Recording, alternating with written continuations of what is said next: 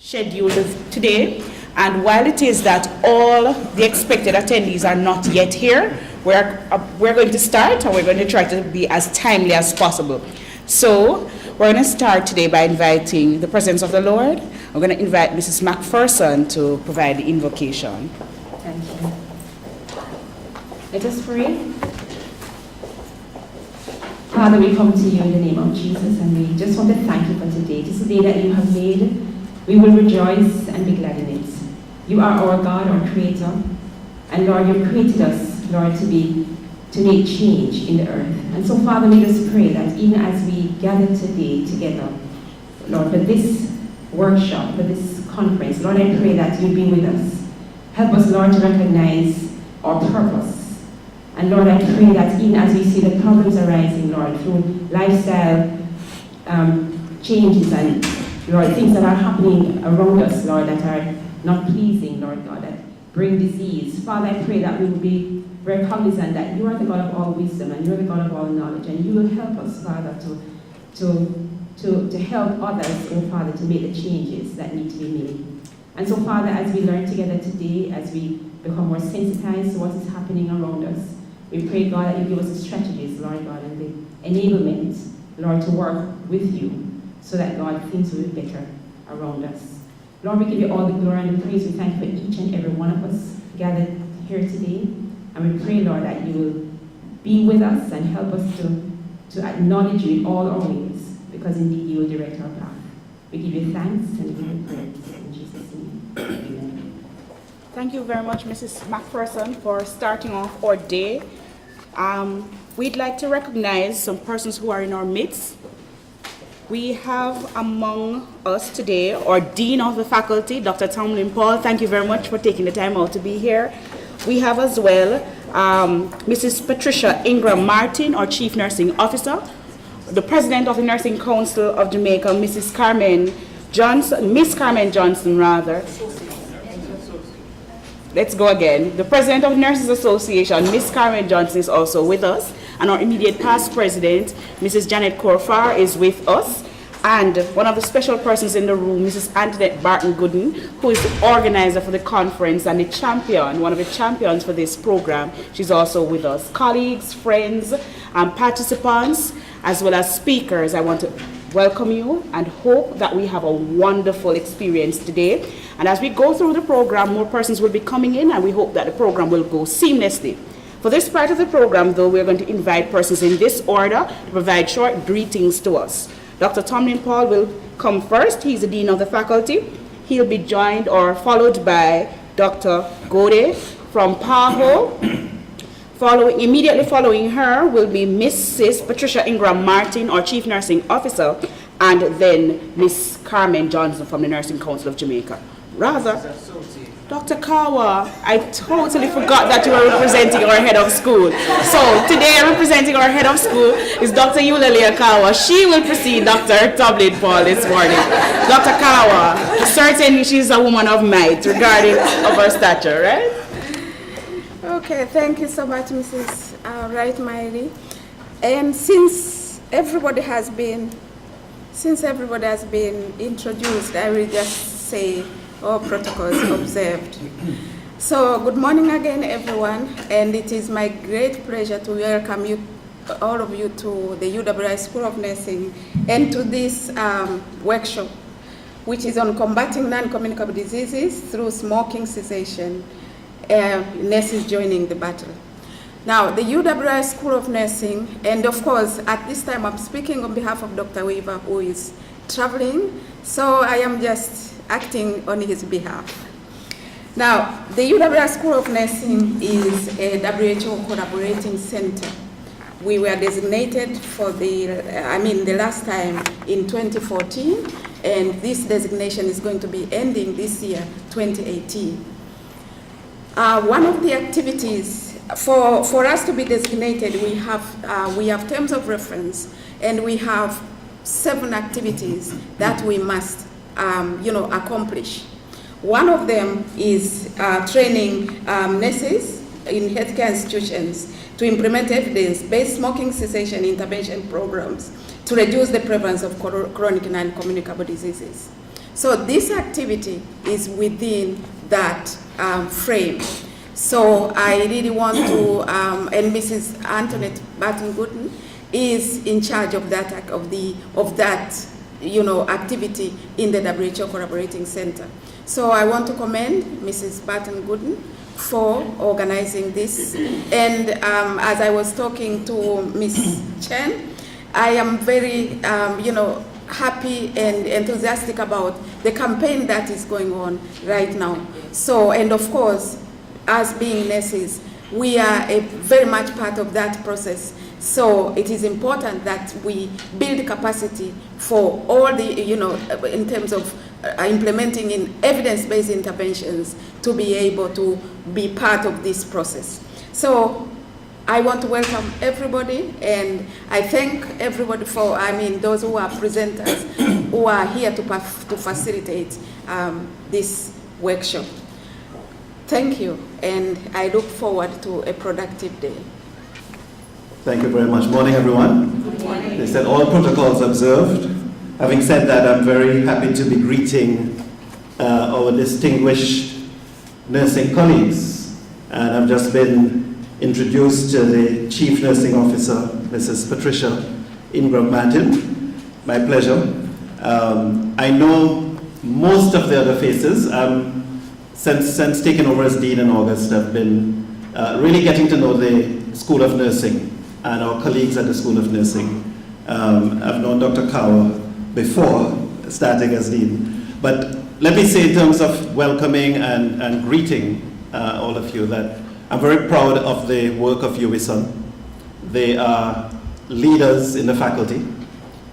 They hold one of the two WHO collaborating centers. The other collaborating center is the has to do with aging at Community Health and Psychiatry.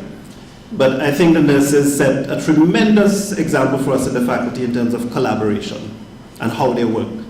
And that is something I want to showcase and amplify across our faculty as we move forward.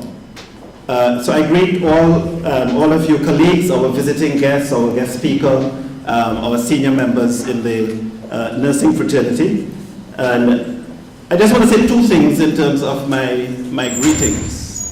The first is that smoking is absolutely a critical health problem, cigarette smoking.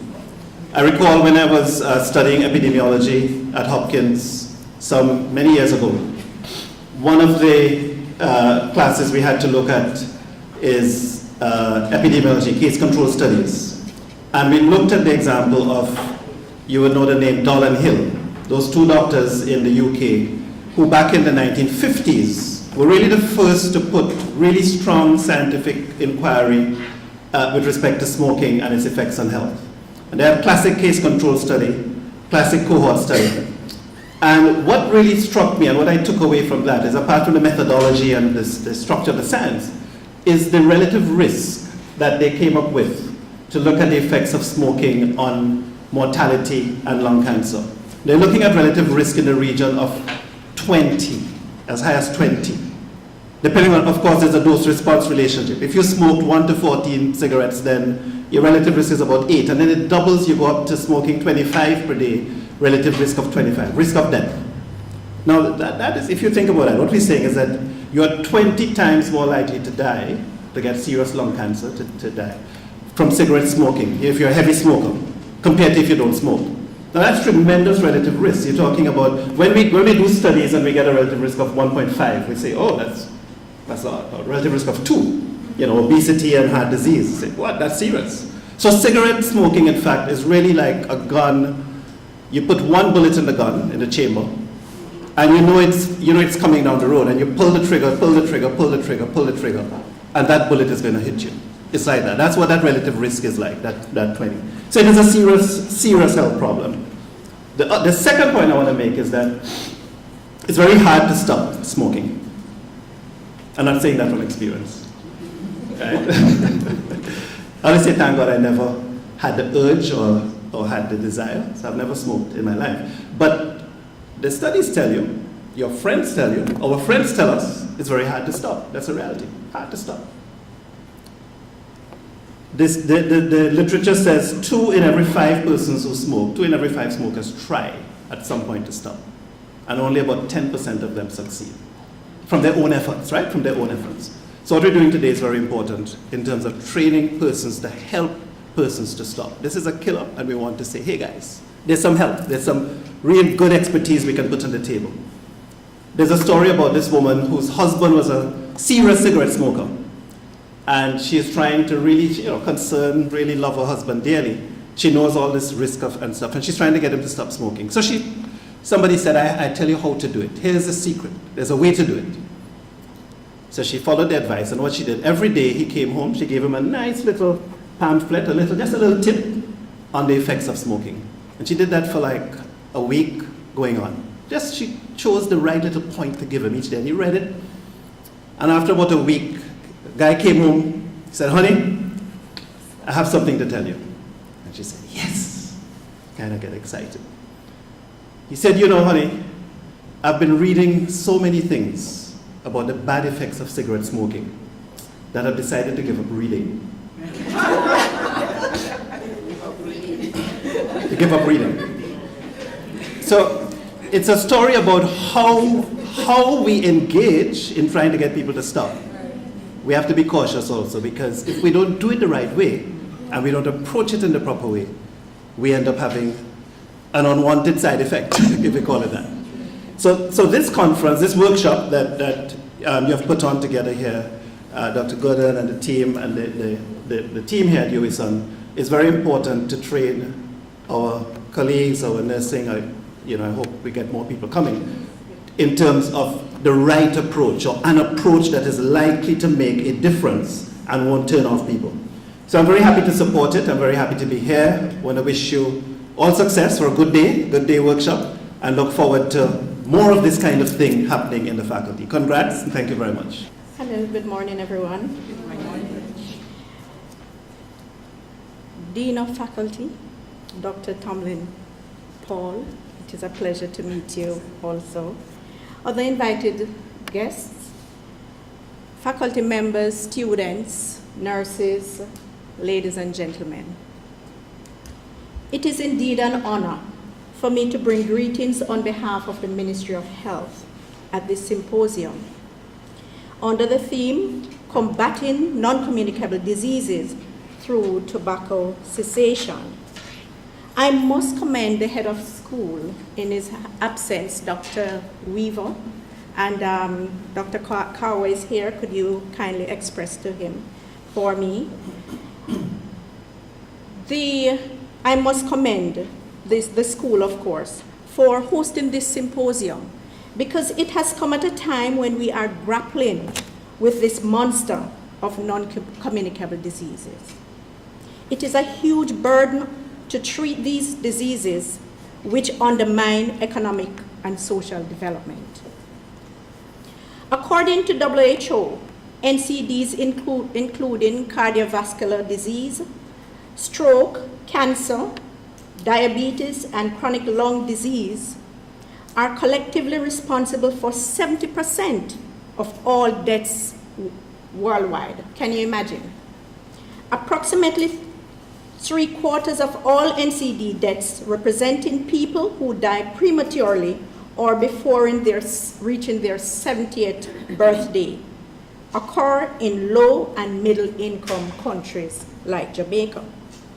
Tobacco control has been enshrined in the Sustainable Development Agenda, and it is expected that this strategy will be an effective means of achieving SDG target 3.4, which is 1/3 of premature deaths from NCDs globally by 2030. If we should examine the list of 4 NCDs that are the leading cause of deaths worldwide, and these are the cardiovascular diseases, cancer, chronic lung disease, and diabetes, tobacco consumption or passive smoking can be associated with 3. Under the WHO Framework Convention on Tobacco Control, to which Jamaica has been a party since 2005, the Ministry of Health has been spearheading the fight for tobacco control in the prevention and control of NCDs, and has had some achievements under the Public Health Tobacco Control Regulation, which was revised, that was in 2013 and revised in 2014. These include the promotion of graphic health warnings, increasing taxation of tobacco products, and protection from exposure to tobacco smoke, with the cessation or creation, of smoke-free spaces. It is well documented that tobacco smoke contains a deadly mix of more than 7,000 chemicals. More than 250 of these chemicals are toxic, and 69 can lead to cancer or other chronic lung conditions. It was Ban Ki-moon, the former United Nations Secretary General, which says, and I quote, "Public health emergencies, NCDs represent public health emergencies in slow motion." Now, this is really a profound statement. As nurses, we are strategically placed to enhance prevention and cessation strategies, since together we interact with thousands of people every day in a variety of settings and situations. We have the opportunity and competence to assess smoking status, advise on the ill health effects of smoking, and assist in smoking cessation. As healthcare professionals, we must provide a non-judgmental environment that fosters a positive approach in support of cessation without instilling guilt and blame. I encourage you to continue to build partnerships with governmental and non-governmental agencies that are committed to a tobacco-free lifestyle. Let us commit to working together in fora such as this, knowing that we are safeguarding the health of our nation. Again, I greet you well, and I wish for you a very successful symposium. Good morning, everyone. Protocols having been observed, I just want to greet you this morning on behalf of the officers and members of the Nurses Association of Jamaica, and to say thank you for the invitation, for inviting us to be a part of this symposium. It is the Nurses Association of Jamaica's privilege to be here, and so we are happy that whatever you do, we can be a part of it. And so your desire to embrace the wholesomeness of the whole efforts to aid in cessation of tobacco use is welcome at this time, and we are here to support you with that. According to the Nurses Association of the International Council of Nurses, in a statement dated 2012, tobacco epidemic is a significant and serious cause for concern, and it causes chronic and preventable diseases and deaths. However, as our learned fellow said, that it is a hard habit to resist, and it's a hard habit to discontinue. But nevertheless, your effort to continue to educate and to encourage others, to encourage those who we serve to seize the habit is welcome at this time.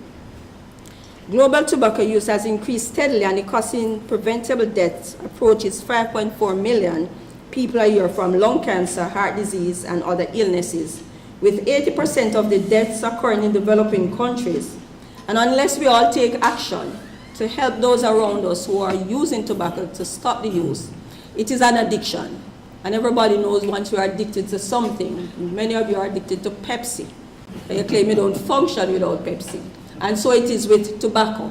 When they are hooked to it, if they are not able to stop and they don't have that encouragement, then it becomes a difficult task. And so the Nurses Association of Jamaica continues to be involved with plans to decrease the mortality and morbidity caused by tobacco smoking, and are active members on the board of the Jamaica Coalition for Tobacco. It is our hope that with this symposium and with other training programs and intervention, that nurses at all levels will become voices that will speak to persons and speak out against the use of tobacco. And what we'd want to see happening is that nurses right at the bedside level in their clinical practice will seek, and that this symposium will seek to help us, to help them, that it will become a conversation item with all individuals that we meet. And so at the admission process, when they meet these individuals, they will initiate that conversation to ask the simple question, are you a smoker? And throughout the admission process, the discussion will continue, and that the information will be passed on to them. Because it does affect not only the family, but it affects the community, and it affects all of us. Because though we may not smoke directly, you have persons we are all second-hand smokers wherever we go, because we use the public spaces. And what we find out is that some of our patients, when they come within the facility, because they are so hooked to it, they'll find areas and corners within the healthcare facility to use the tobacco. And so if we can start that conversation and equip our nurses and our students with the required tools, and to say to them, start the conversation and let's continue it. What we'd hope also is that it will be entrenched maybe on our database, that it become a question that we are pushed to ask, and it is not left up to our desire whether or not we'll ask these questions, and so that we'll become active participants. The nurses are integral members of the healthcare team, and they're always present 24 hours a day for all 3 shifts to ensure that these patients have the care that they need. And so it is with this in mind that we join you to the cry, the act of smoking, and to encourage individuals to stop. And we stand willing to support the government and all other civil groups and all other organizations to encourage and to speak up and to speak out against the use of tobacco. And so I wish for you all today a very successful symposium, and that the information garnered today will leave the walls of this room and will be taken to the public spaces to effect real meaningful changes among the populace that we serve. What a wonderful start, right? So we've heard from our colleagues, we've also heard from our leaders and our supervisors so far. And what we've learned is that this program is an activity that is part of our WHO Collaborating Center, an activity that is timely in training and guiding all our members of the healthcare team who sit at a pivotal position to change things that are affecting our NCD risks for mortality, or risks for our effects on our economic and social system, as well as our quality of life. And so we're going to have an engaging program, and we're going to move from our greetings and welcomes into the activities that will help to train us, that will help to guide us with how we interface with the public and our clients. So again, we'd like to thank all right, so again, we want to thank the persons who brought greetings earlier, Dr. Tomlin Paul, Mrs. Mrs. Ingram Martin, Ms. Johnson, and Dr. Kawa. We understand that you have other engagements today, and again, we'd like to thank you for coming. So, next on our agenda this morning is a wonderful woman who we've known for a while here at UWISON, whose love for research is going to show, it's going to blossom and bloom in a little while. So we're going to see Mrs. Uki Atkinson. She's a research analyst at the National Council on Drug Abuse in Jamaica. She heads the National Drug Observatory, which conducts research and surveillance on drug stations in Jamaica. The studies that she does include work at secondary school levels, in prisons and general population, as well as in drug treatment centers. Mrs. Atkinson has worked in the field of research for the past 20 years on local, regional, and international studies, focusing on child health, education, HIV policy development, and more recently in the field of drug abuse. She was a research fellow at UWI in departments of child health between 2002 and 2004, and here, specifically at the UWI School of Nursing, so we have claim to her, right? Between 2007 and 2012. She's a former fellow of the Inter-American Drug Abuse Control Commission Observatory on Drugs at the Organization of American States in Washington, D.C. in 2015. And she's particularly positioned to speak to us today. And so I welcome you, Ms. Uki Atkinson, and we hope to have a wonderful session today with her. Good morning, everyone. Good morning. I feel like saying good morning, family, right? All right, let me just pull up my presentation. So I thank you very much for the opportunity to come here today to share with you data that we have from the National Council on Drug Abuse. My presentation is going to go over recent studies that we've conducted at the Council, as well as the implications of these studies. So you've all heard of the National Council on Drug Abuse, yes? This is the agency in Jamaica that leads drug prevention and research efforts, which aim not only to inform the general public, but also for policymakers in terms of the evidence and where we need to go in terms of prevention programs, treatment programs, and so on. We also partner with regional and international agencies because we do not exist in an isolated area, right? We're part of a hemisphere, part of a region, and an international and global community. And so these institutions that you see listed here, OAS, CCAD, WHO, and so on, we partner with very significantly. So we heard this like 3 times already, so I'm going to just move right along, right? The burden of tobacco and the global tobacco situation and so on. So I'm moving right along. And everywhere we go to talk about tobacco, we show this particular slide because a lot of persons only think of nicotine in cigarettes and are largely unaware of all of the other substances which are contained therein. And some of these substances, you can see them for yourself, but the ones I want to highlight are things like arsenic, poison, that if taken on its own in a certain amount will cause you to die immediately, correct? You are the nurses, I mean, I'm just an honorary nurse, right? But this is a fact, right? So things like ammonia, which is used for cleaning, those are also contained in cigarettes. Candle wax, barbecue lighter, rocket fuel. So one would wonder, why is it that they would put these things into a substance and then put something else in it that keeps you coming back? What keeps you coming back? The nicotine, right? The addictive agent. And so what we aim to do at the Council is to educate our population about the dangers of this particular substance. All right, we also know about NCDs, and that was spoken about. I'm not going to go over what was already said.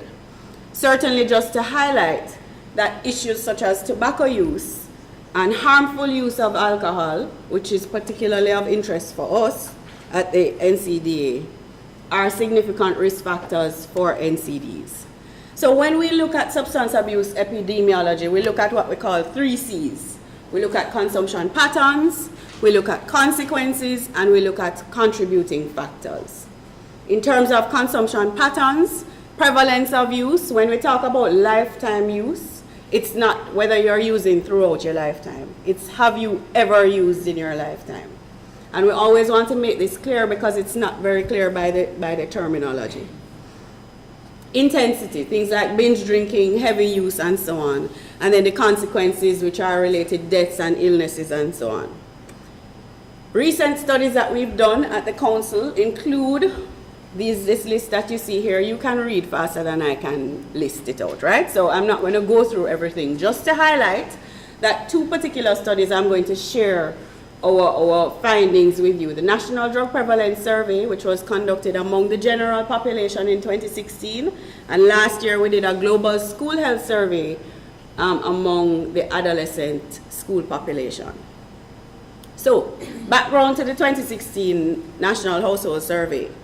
As I said, it was conducted among 12 to 65-year-olds in partnership with OAS, that's Organization of American States, which leads a lot of the research efforts in the region.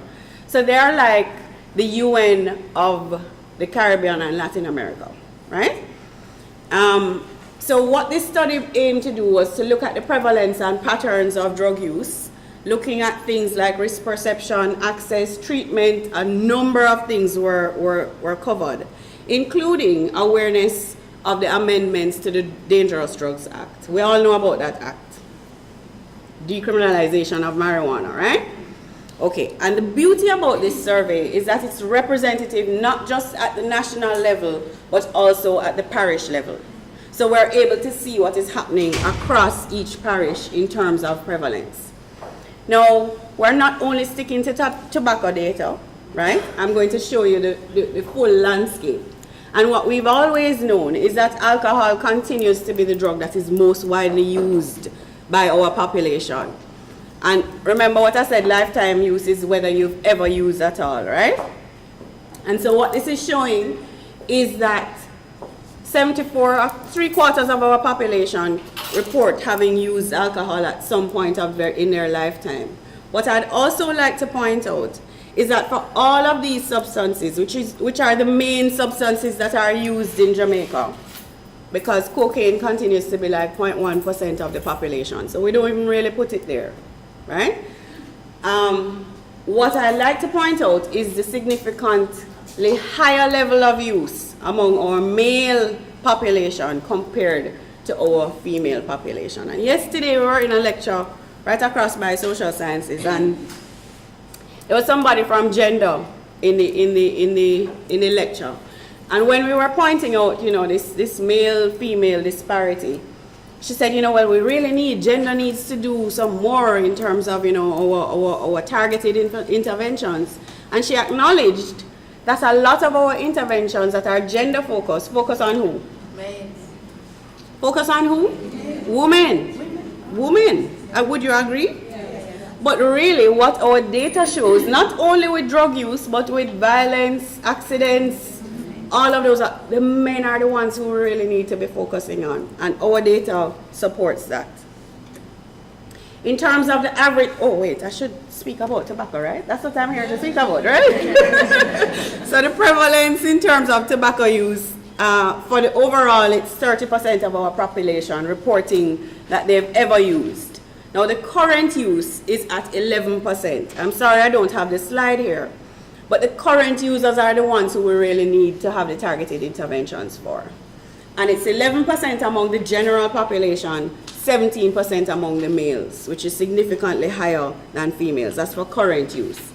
And for ganja use, and we say ganja when we are presenting because that's our local terminology. You know, marijuana, cannabis, and so on are more for overseas settings, right? So when we're presenting locally, we say ganja.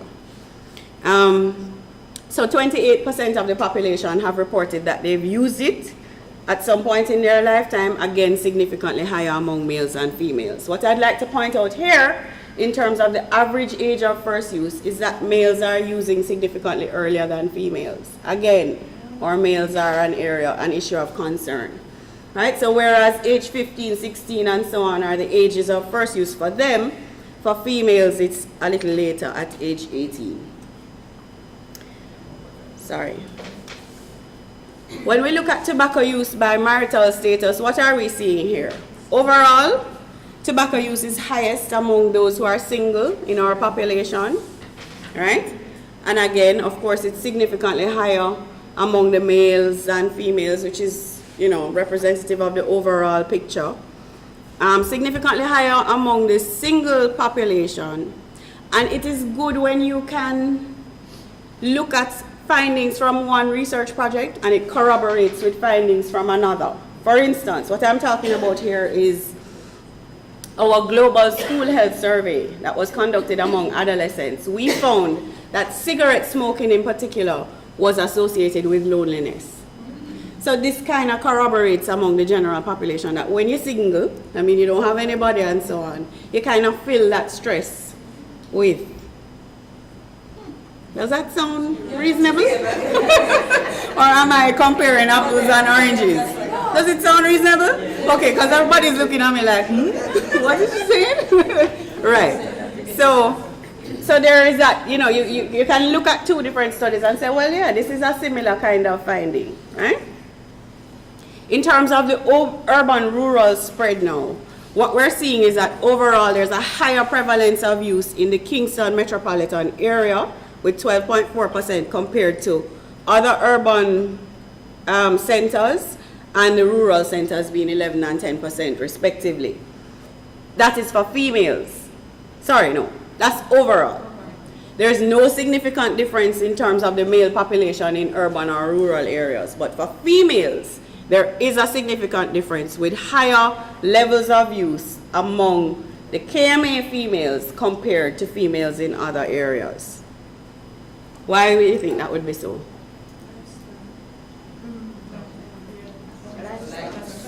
lifestyle issues, exposure, and so forth. Stress, right? That may be it.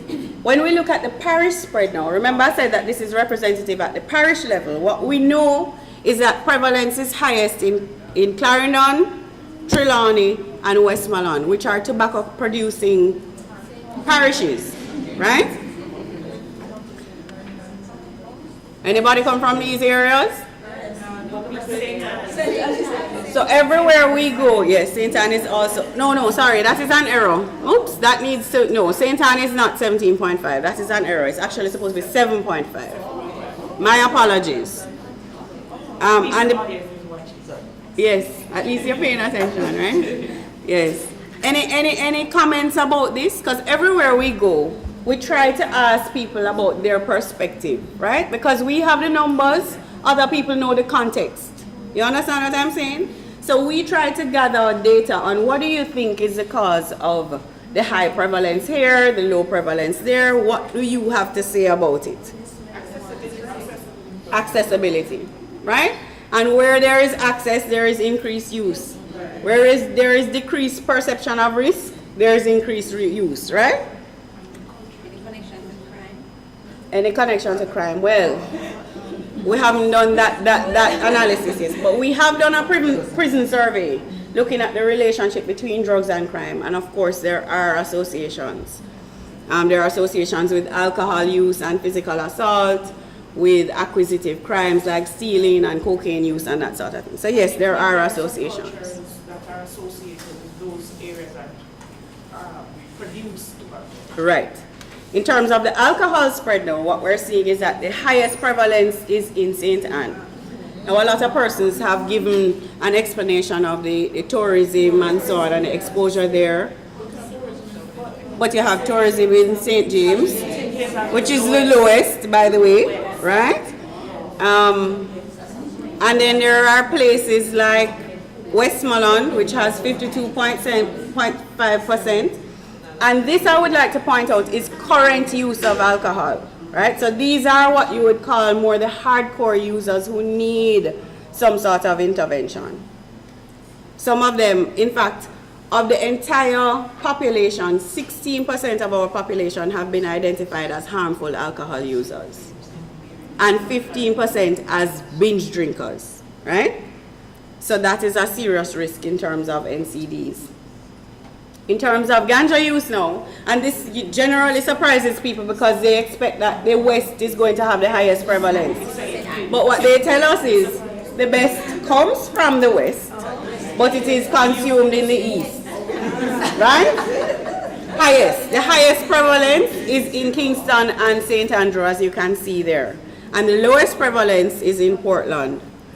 Yes, but then Westmoreland is a big producer, and they have a big number. And they still have 19%, right? So it is much of it is being consumed. And this is really not to make any parish feel better than the other, you know, because it is a national situation. In fact, it is a regional situation, because other Caribbean countries have very similar prevalence as we do. When we look at the comparisons across the region now with selected countries, this is looking at current use of alcohol and tobacco across Barbados, Belize, Domrep, Suriname, the US, Canada, and Jamaica. What we're seeing is that prevalence of alcohol and tobacco use surpass us in places like the US and Canada. Not a big surprise, right? When we look at, oops, what happened there? Nothing is happening.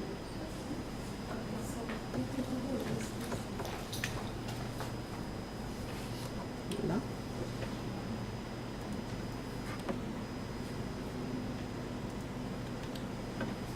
Right, thank you. But when we compare the prevalence of ganja use, what do we see here? Jamaica outweighs the other countries that we were comparing. And this is in terms of past year use of ganja, right? Okay? So, even though we're focusing on tobacco here, smoking generally is an issue for us, which requires serious attention. Now, the Global School Health Survey This is this WHO-led survey. It is the international gold standard for measuring adolescent health. So what it is used by countries, 93 countries across the world have implemented it. And it is used to develop policies and programs and so on, targeting the improvement of adolescent health. We've done it in 2010, and we did it again last year. So what I want to show you are trends from the 2 periods that we've conducted the survey. Can you see this very clearly? Let me see if I...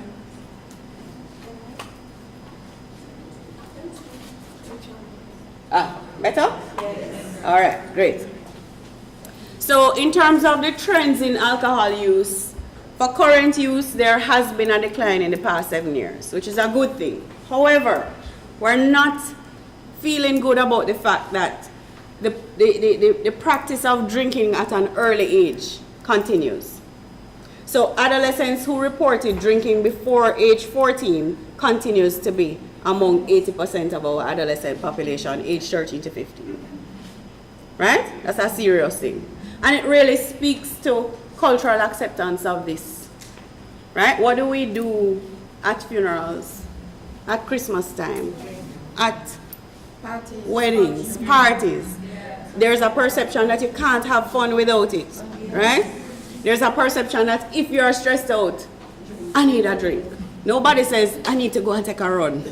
You know, you don't hear that kind of thing. And so this is what we found, and in our qualitative work with adolescents, there's this perception that you need it to have fun. You need it to cope with stress.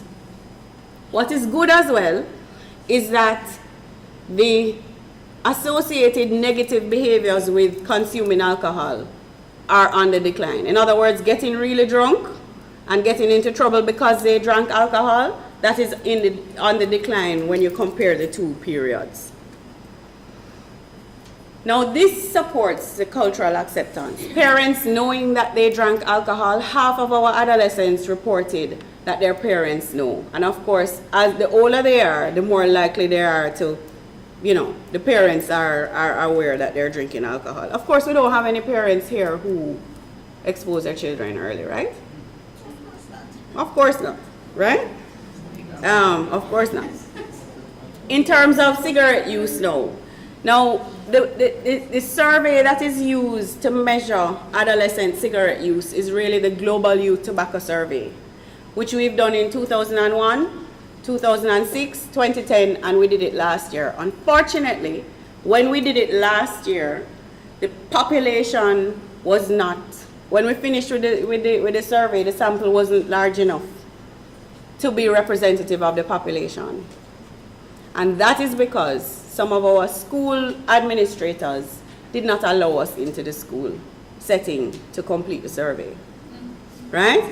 And which is unfortunate because we're unable now to look at the trends from 01 coming all the way up to 2017. So we are relying on the GSHS data that we did in 2010 and the GSHS data in 2017. And what it is telling us is that there is a significant decline in cigarette use among our 13 to 15-year-old population. But the same thing in terms of the high amount of them who are using at an early age, that persists. Cessation attempts, 3/4 of them approximately reported that they attempted to stop within the past month. And what we want to draw your attention to here as well is that a significant number of them, almost 70%, report second-hand exposure. What does that tell you? The tobacco regulations really have no teeth, right? If people continue, have you ever heard of anybody who has been arrested because they're smoking in a public place? So what is the deterrent? The graphic health warnings? It's not, right? And so we're working very closely with agencies like MNS and Ministry of National Security and so on to try and encourage them to enforce some of these laws that we have on our books that are really, supposed to protect the health of our population. Any tobacco product now, what we've been told by our adolescents is that the use of grabber is very prominent. We know grabber. Yes. Grabber is a raw form of tobacco. And there are various types of grabber, right? You have rope twist. You have red herring, where they soak it in red herring water, right? And dry it, and then put it in a ganja spliff and smoke it. There are all kind of, like 6 different flavors of grabber that they have. And when we look at the prevalence of other tobacco product use, this includes things like BD, grabber, and so on. It's much higher than cigarette use, right? Which is concerning to us. Lifetime use of ganja, 22% of our population report that they've used ganja at some point in their lifetime. And what is essential here is that among the grade 10 students, and this has been consistent among all of our adolescent population studies, that grade 10 students have the highest prevalence of use. Why is that so? Grade 10. You say stress. The transition. Yeah. So what a lot of people have said to us, including some of the adolescents themselves, is that when you reach grade 10, it's kind of like you reach, you know? And you don't have CXC to worry about. And you want to fit in with your peers, right? And so these are some of the contributing factors. Peer pressure is another one, right? In terms of current use, again, significantly higher among males than females, and it's 13% of our adolescent population. Now, in terms of the associations with drug use, we found that parenting is significantly associated with all forms of drug use, which tells us that it goes right back to the home. Things like parental involvement, parental supervision, right? They are important because students who reported having this had significantly lower levels of drug use, of all drugs, including cigarettes. Now, what is significant also is that advice was not associated with use. Because how do we give advice in Jamaica as parents? One child told us, "Miss, my advice is broomstick and pot cover," right? Which tells you that you don't really sit down. We're not talking with our children. We're speaking at them. We're telling them, "Don't smoke or else you're going to get mad," and those kind of messages that do not work among adolescents. This is qualitative data now from a rapid situation assessment we did last year, where they were telling us that the main reasons that they're using substances include coping, right? So what we recognize is that in addition to the peer pressure and the culture and so on, a lot of our adolescents are using because they are unable to cope with stress, which speaks to the need to do what?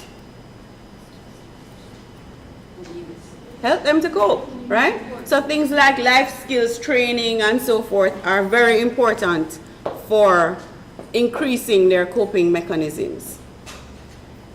They agree that marijuana, that alcohol, cigarettes, and ganja are the main drugs, and that they're mixing grabber, they call it blem, right? Mixing it with ganja, and they're smoking it. Some people they talk, of course, about the brownies and so on, and we've gotten many reports from schools about the presence of edibles in our high schools. That's something that is on the rise now, which is of serious concern, because a lot of adolescents don't know that when you eat it, it takes longer to affect your system. So what they're doing is eating, like they'll eat a brownie, I don't feel anything, and then they continue to eat and eat and eat until when it hits them, they end up in the emergency room, vomiting, psychotic behavior and that sort of thing.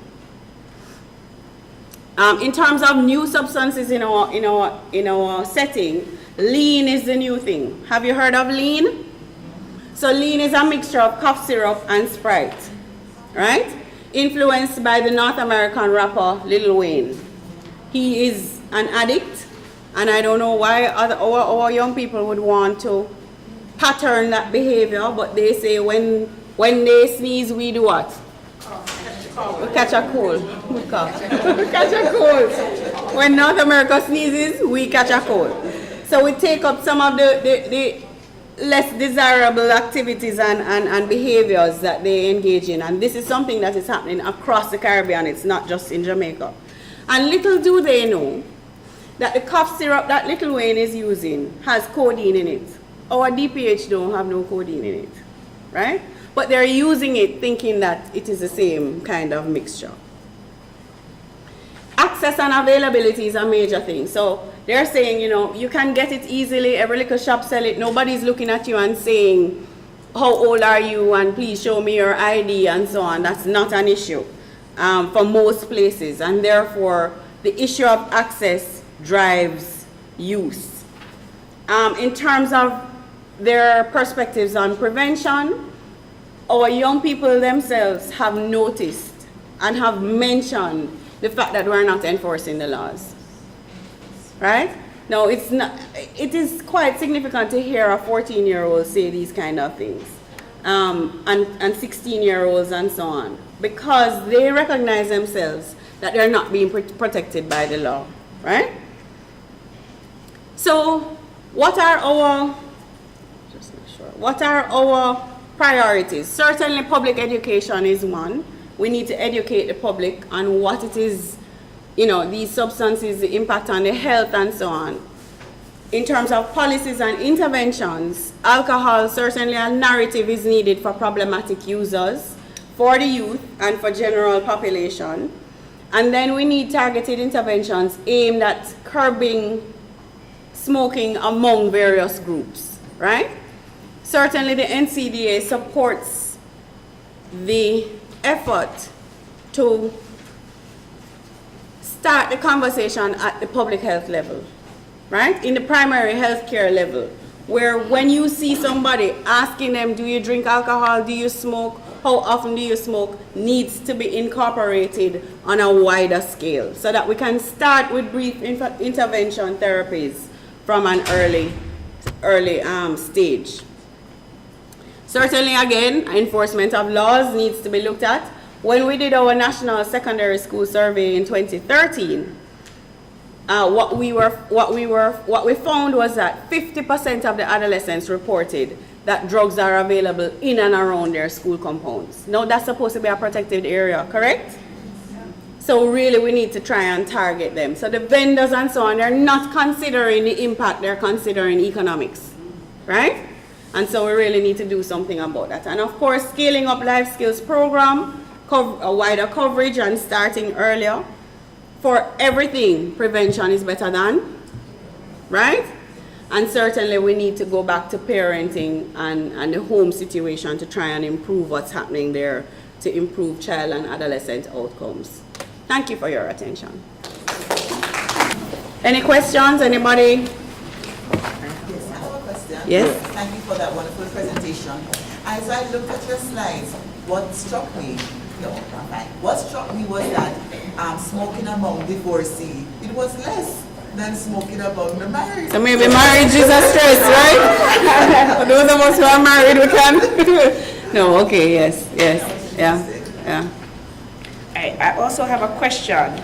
And the question is there evidence that earlier first use is associated with higher mortality and morbidity risk in the persons who engaged? Well, not locally. We haven't looked at the local, we don't have local evidence on that, but certainly international literature supports that. The earlier you start to use is the more likely you are to become dependent, and the more dependent you are is the more likely you are to have associated health-related issues. Make sense? Yes. Any other question? Yes, I'm just interested in, you talked about the tobacco being soaked in heroin, and that's pretty new to me. What effect does it have? With the flavor?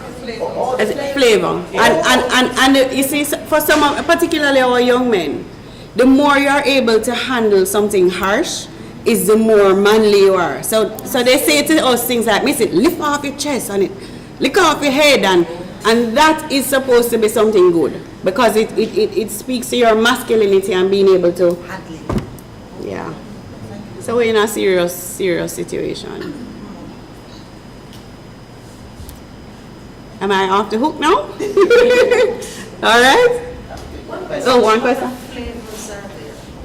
I don't know. I mean, we have heard of 6. I can't tell you all of them, but I know that there is rope twist, there is heroin, there are. You want to tell us? I know you know. I'm sorry to put you on the spot. This is all. There's not a set figure that I know of, but at least 8 I've heard from patients that we've admitted at the Addiction Treatment Services Unit.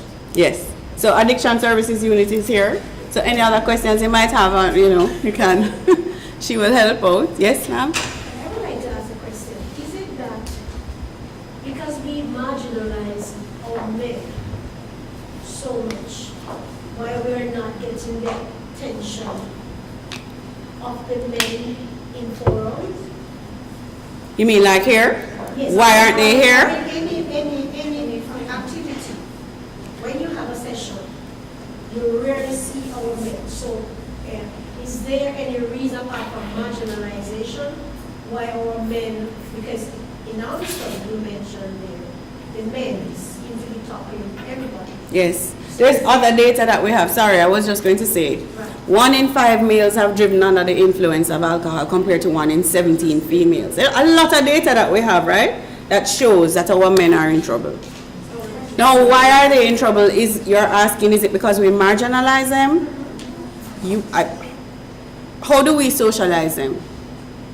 No responsibility. How do we socialize them differently from our females? I think it goes back to that. What do we do with our boy children versus our girl children?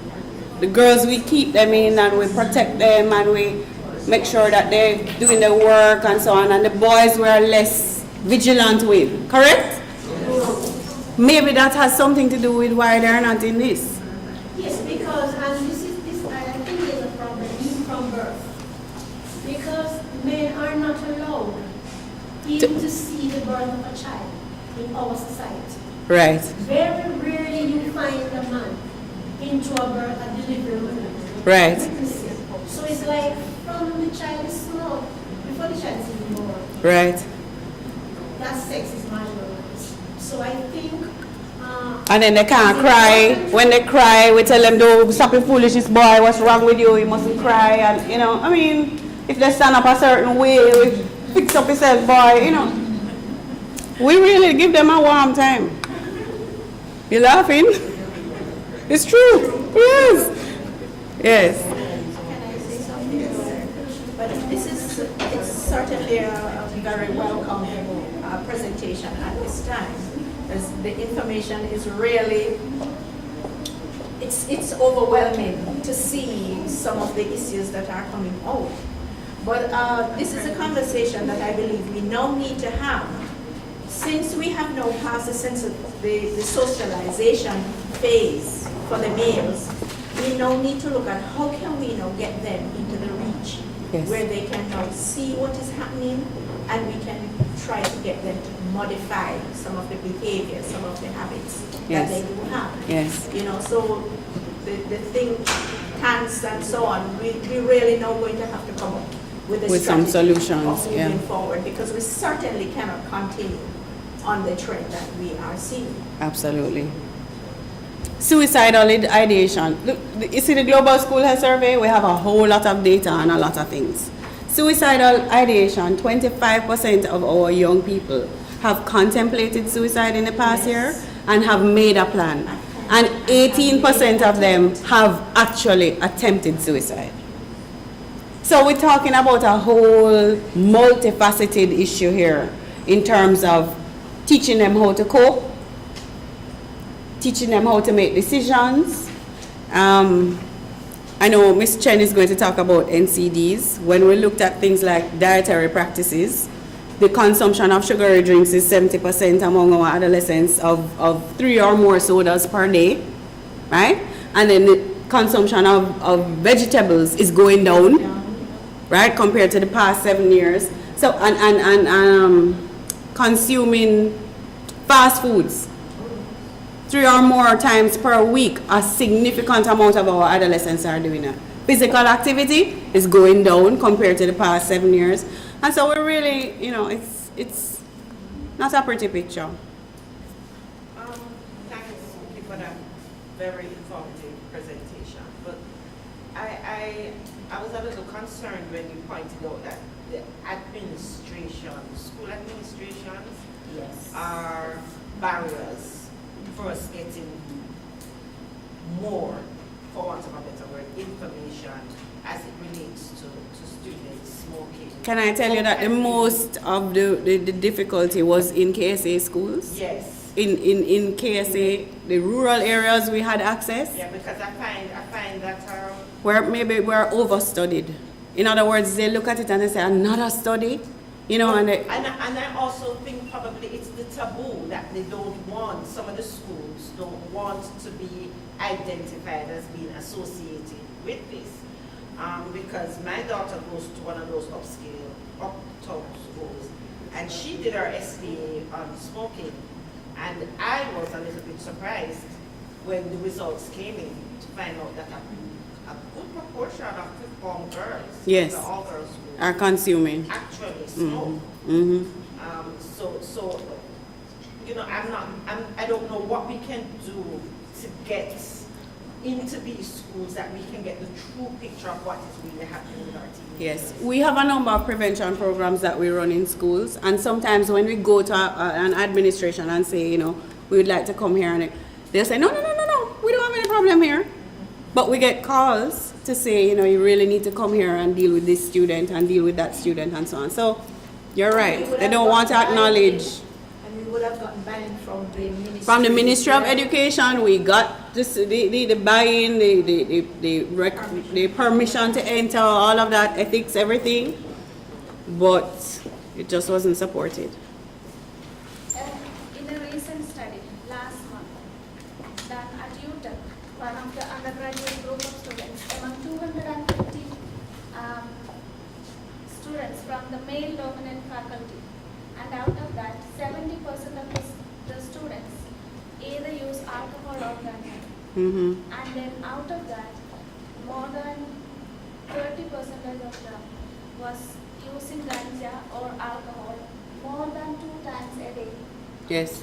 I mean, the frequency of use was so high, plus the percentage of the persons using it, over 70 of them. Out of the 250, I think over 170 were using it more than 1 time daily. And among that, a significant number, I can't exactly tell you the figure, was using it 2 or more times. And the food, choices of food, that was another edibles, study. yeah. And most of the students, especially, this was done in the nursing faculty, and knowing the final year students, and you know, we should think that they have the concept of nutrition and everything at the time. It doesn't make any difference. Most of them, majority of them chose was the fast food from Burger King, KFC, and all of that eating places. And hardly anybody chose the healthy food items. So these was in, what to say, it is actually supporting what you're saying. Yes. And I do not know if you have any programs at the universities. And the reason for the use, they pointed out, was the stress. And it improves the concentration, studying skills, that's what they said. Majority of the reason why they were using was, they gave the reason as improving attention and focus, and they have more energy to do things, and they can stay awake in the night and study, and it helps them to study. That was a finding. Thank you. So again, I'd like to thank Mrs. Uki Atkinson. I'd like to thank Mrs. Uki Atkinson for her presentation. And again, Mrs. Ingram Martin, thank you very much for being here and providing greetings this morning. Mrs. Atkinson has laid the platform for an engaging session, right? And we'd like to continue on that trend. Of course, you've just lived up to our expectations. You've always done well, and you did a marvelous job this morning to try to condense all the material that you had about drug use. It was not specific to tobacco only, but it was so timely and it was useful to allow us to understand the epidemiology of tobacco use, some of the consequences, and some of the factors that actually contribute to the use. And what we are going to be doing is to build on the presentation that you have done so far, and it certainly has provided for us some understanding of what is happening locally and probably regionally as well. And we'd like to thank you again for coming and presenting our local data. And while this is just a token, we'd like to continue to build these bridges and to keep these connections. And of course, thank you again for coming to USA. Thank you.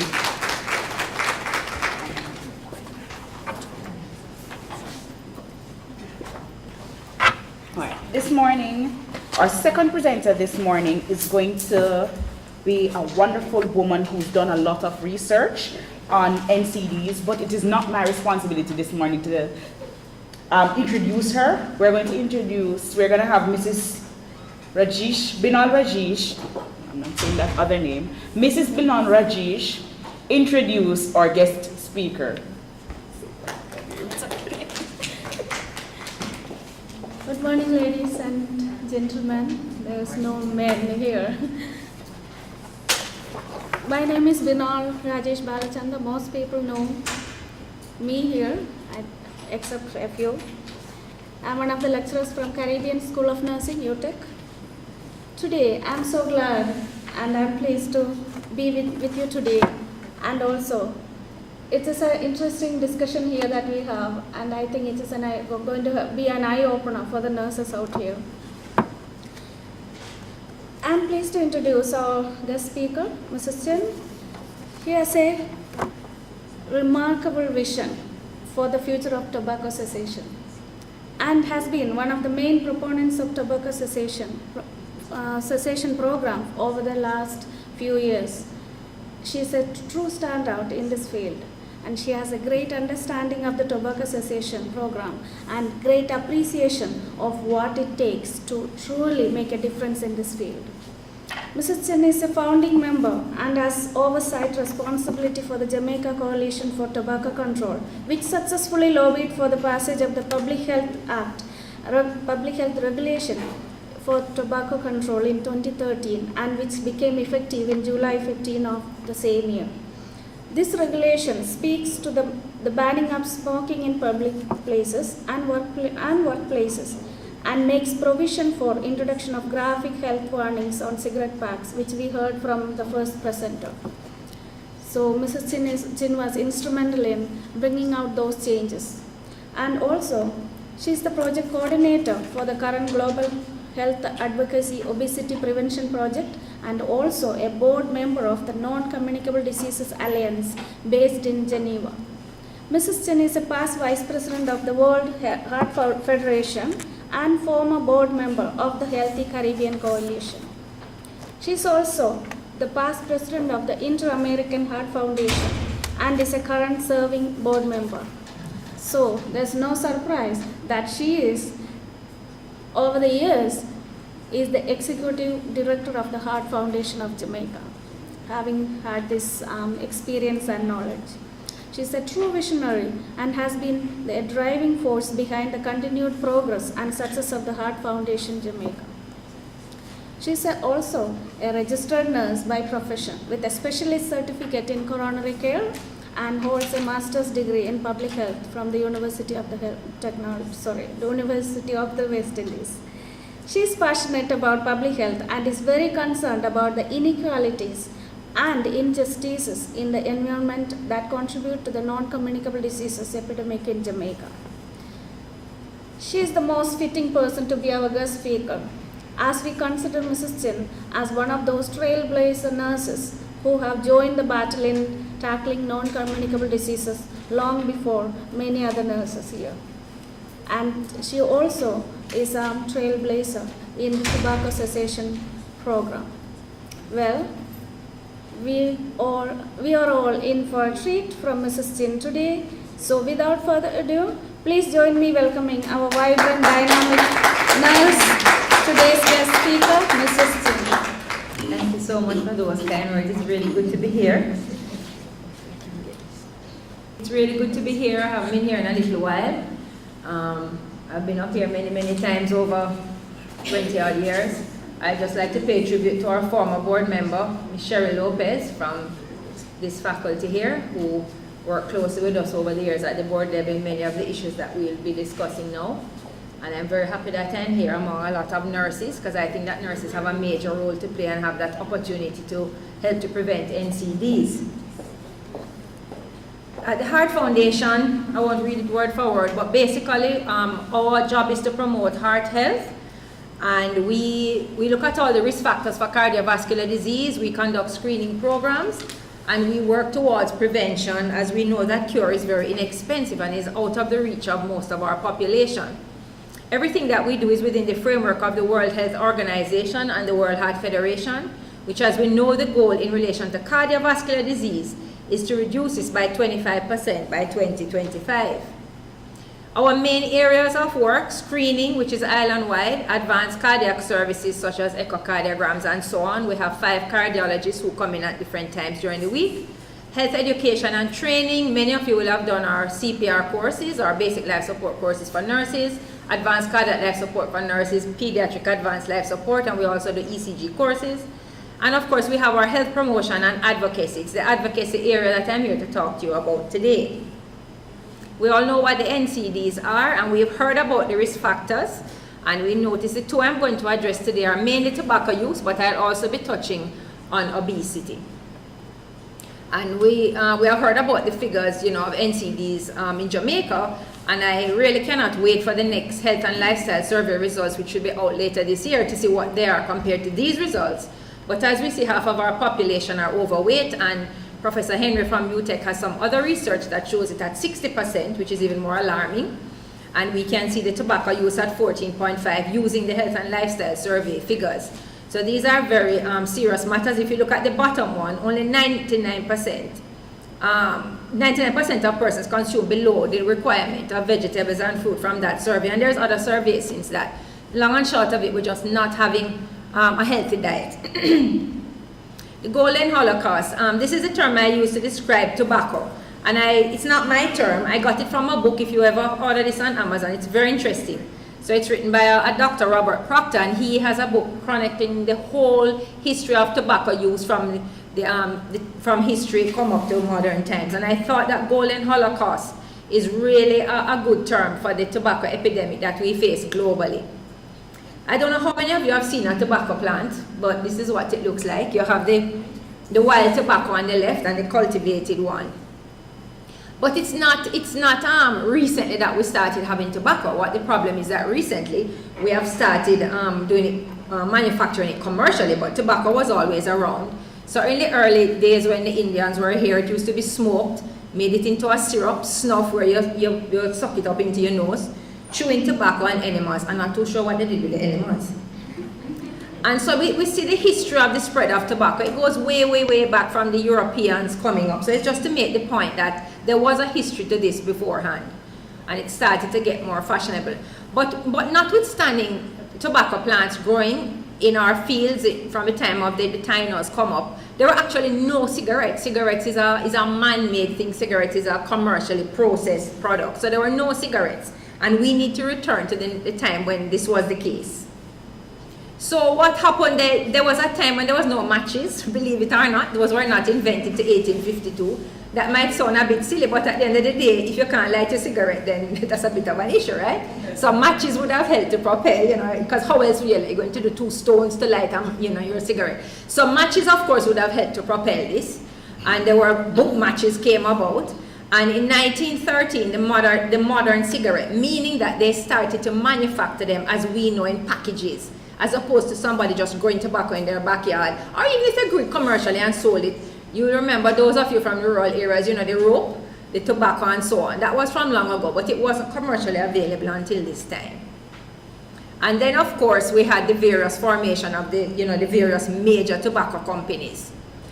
But we have here that in 1930 to 1940, cigarette consumption doubled in the US. But let me say something about that. When you had World War I, about 1914, that is when cigarettes really took off. The manufacturers very cleverly gave all the soldiers free cigarettes in their ration pan for all the Allied forces. And then this continued, and when World War II came about, it was again put in the ration tins as almost like, an extra, like if somebody a chocolate bar. And so, of course, that got the entire army addicted. The British, the Americans, the Italians, the French, everybody else. And that, to me, that was a real turning point in this epidemic. Then they would come home after the war, those that survived, and it would be like the in thing, and it kind of got. So it coincided with the machines being made that made them commercially. And then these global events contributed to, gave us a sort of, the environment in which it could proliferate. You've heard all about some of this. I'll go through quickly because you've already heard it from Uki. So we know about the modern cigarette and what it's made of. Now the thing to remember is that the cigarette is it's engineered, and it is engineered to addict you. It's not engineered just to smoke. The tobacco researchers have found that much of the nicotine in the cigarette wasn't released. So if you were to make a cigarette or some kind of a smoking thing from your garden and you grew your tobacco, it does have nicotine in it, but it wasn't really released when burned. But it was bound within the tobacco leaf.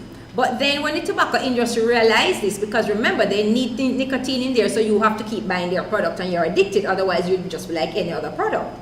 So when they realized that it wasn't coming out as it should with the burning, then they decided to add substance to it. So they did experiments to find out what could make the nicotine more potent. So they actually add ammonia. You heard earlier there was ammonia in it, and that was to release more nicotine from the tobacco leaf. So if you smoke it in your garden, it is not healthy because it has tar and many things. But I don't have the data on this, but it would seem to me in front of me, but it would seem to me that the commercially produced cigarette with added nicotine and the more tar and so on, and the way the easy way it can be smoked quicker and so on, will be more harmful. So these people, they're real culprits. They realized that people weren't being addicted to their products, so they made sure. So actually now the cigarettes are calibrated to keep you addicted. The amount of nicotine in a cigarette is not there from a natural tobacco. They have figured out that they need to put so many grams in each stick so that you have to keep buying it. So when we talk about tobacco cessation, a lot of it is physiological, and the poor patients really have a hard time because it's working against them. There's something in the thing that they can't come off of. So this ammonia helps to keep the nicotine in its basic form, which is readily vaporized. And so most cigarettes for sale in the US today, which is the same, it is global, so it's the same here, contain 10 milligrams of nicotine. We don't need nicotine, so any nicotine is too much nicotine. So that is it. That is the issue with the modern cigarette as opposed to say just tobacco. In terms of disease, you've heard but basically we all know that it kills us and that there's many dangers. But just to quantify it for you, so 15,000 people die worldwide from tobacco use every day. So since we have been here, 625 have died, if you say it's an hour, double it if you add the 2 hours. And 1,000 persons per second from second-hand smoke. So people who are not even involved in smoking. But that is the same as if we had 27 plane crashes a day. Now you know if you get on your phone a news alert that says there's been a Boeing something another crash, everybody is in distress and it's a terrible event. But there's 27 and I calculated this on an Airbus 330, so we're not talking about little Miami to Jamaica plane. So 27 of these crash a day theoretically, in terms of the numbers of people that die. So this is quite alarming, and it's just that somehow it just doesn't resonate that people understand what tobacco use is doing to us globally. It's not as if it's the first time that people realize it wasn't good for us, notwithstanding that we were smoking from the Indians. Tobacco was seen as an evil plant. It was viewed as a sin. Many religions don't view tobacco very kindly ever since the beginning of time. The addictive qualities began to be recognized. Even though this was natural tobacco, they began to realize that there was something about this particular product that people were beginning to be addicted. And the smokers were described as besotted or bewitched. And they started to get concerns about cancer, impotency, and drunkenness. So this was from way back before people did proper research. So there was a feeling anecdotally that this the tobacco wasn't all it was made out to be. And this is something from King James in 1604. That's a copy of what he wrote. But he wrote about it being dangerous from 1604. And in 1600, there was a Chinese philosopher who was quite famous, who was of the same opinion. So it's not as if this was a new discovery in our lifetime. Now, the problem with tobacco use is that it's the risk factor that runs throughout all the NCDs, not just lungs. So cardiovascular, diabetes, cancer, and respiratory disease. So bang for our buck, if as healthcare professionals we were only allowed one go at it, then maybe if we stop tobacco use on a global level, then lives would be saved, in terms of the number of lives you would save globally. It would be more from, maybe some of the other risk factors. Even though in some countries, some of the other risk factors may be higher than others, but globally. Now, we all know about epidemics. We all know about malaria and the mosquito and how the troops moved up to Newcastle to avoid malaria. We all know about, England and cholera and the infected water and what happened there. We all know about rats and the bubonic plague. But the tobacco industry is the agent of the tobacco epidemic. And they're just as bad as the rats and the infected water and the mosquito, if not worse, because the rats couldn't help themselves. But the tobacco industry actually do it on purpose. But in 1964 was probably, Dr. Paul referred to some studies with Dahl and Hill about cancer. And in 1964, the US Surgeon General report for the first time outlined the entire health harms of tobacco use at that time. If you have a look on, and if you search it on the internet, you will find this available. So if you look up for the 1964, it's very, very interesting reading. And in 2014 was the 50th anniversary of that report, so they actually redid it and put the latest data in it. And it was really fascinating to see, actually things had gotten far worse. They never got better at all. And the evidence was even more damning than what it was in 1964. So just a few points that came out of the 2014, which is also available freely on the internet, was that since then, 20 million premature deaths can be attributed since that report. So even in 64, when a globally recognized and renowned document was put out there about the dangers, even after that, 20 million more people died, even though we had the evidence and we knew what was happening. And the tobacco epidemic, this is what the report said, has been initiated and sustained by the aggressive strategies of the tobacco industry, which has been deliberately misleading the public on the risks of smoking, which we all know to be so. And it went on to link smoking, even in 64, to many organs of the body. And even 50 years after, in this new report, research continues to identify diseases caused by smoking, such as colorectal cancer. Things like breast cancer wasn't initially linked to smoking. Rheumatoid arthritis, diabetes, these were not there in 1964. Maybe people thought it was there, but the research. So now, if you read the second report, you will see that nearly every single organ in our body is affected. Lung cancer, as we heard, it was a very rare disease. People used to run and look at a patient with lung cancer because, well, what is this? What is happening in the lungs? And as late as 1960, only 1/3 of the doctors in the US believed that it caused lung cancer. Can you believe that in 1960, which some of us old people here was in our lifetime or just before? So in 1960, doctors, not the public, doctors didn't believe that there was a connection between lung cancer. And it speaks to the power of the tobacco industry and how they managed to rubbish all the data and the science. If somebody put out a scientific paper, they would pay another person, because some people are for sale, some doctors and nurses are for sale, some research scientists are for sale at the right price to sort of fudge the data and make it say what they want it to say.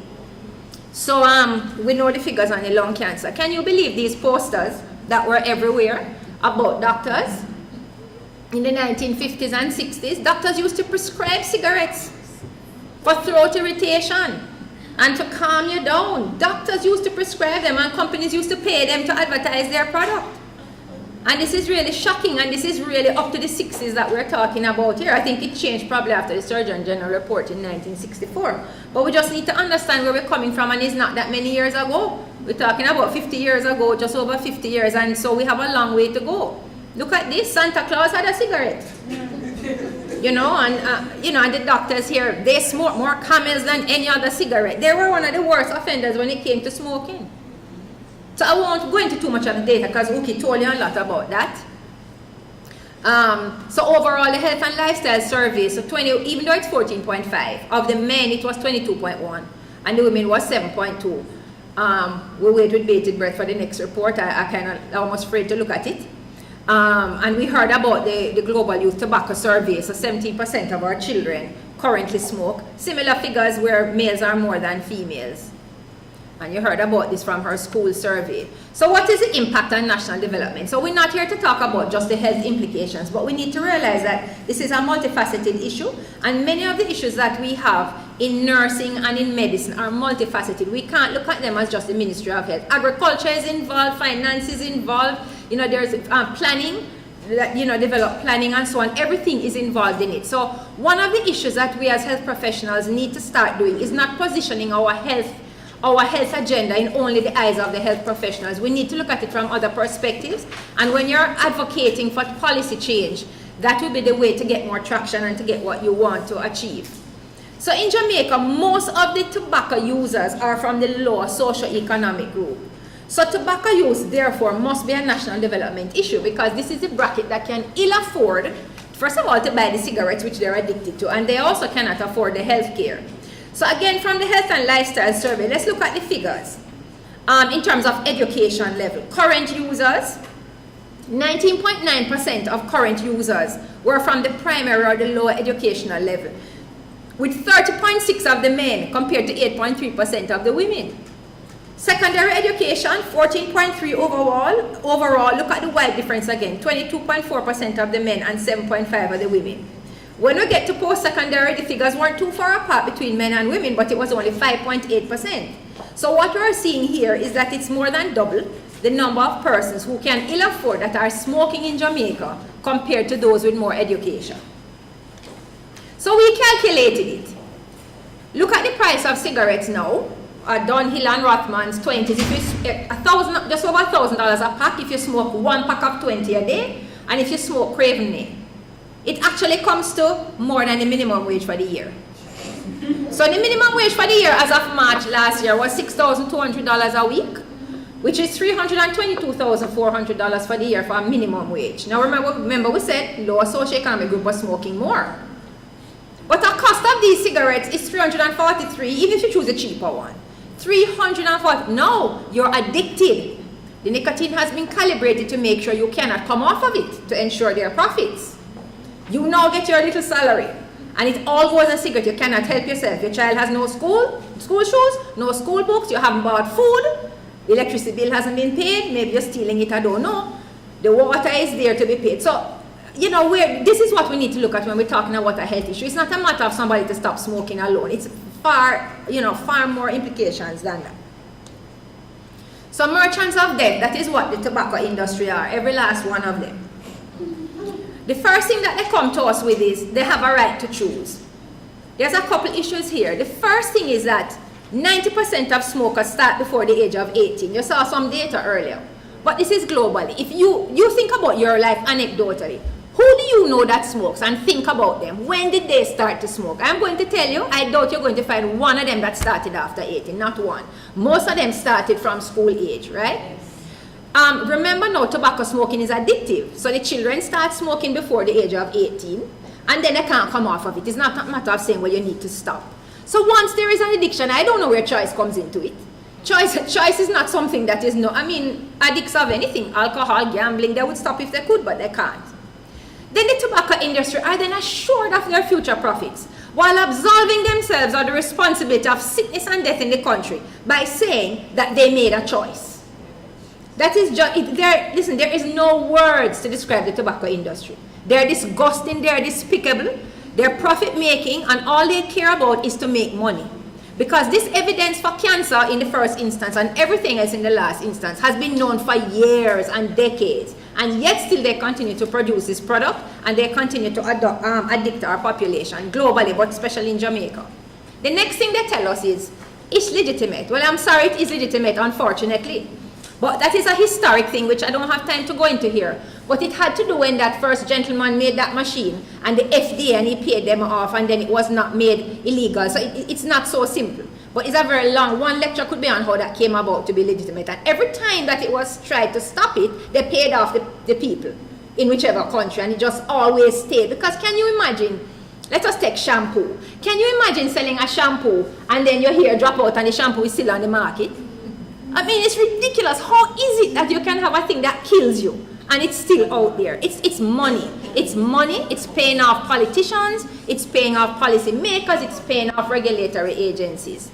So my argument when they come with this is, well, if it were to be invented now, today, I don't think with all our lobby groups and our research they would get away with it, right? But no, nobody can stop it because nobody will bend the cat. The next thing is history is replete of examples where things were supposed to be legal. Slavery was legal. Apartheid was legal. Does that make it right? It doesn't make it right. So don't tell me that your drug that kills people is legitimate, so that's just fine. It's not fine at all.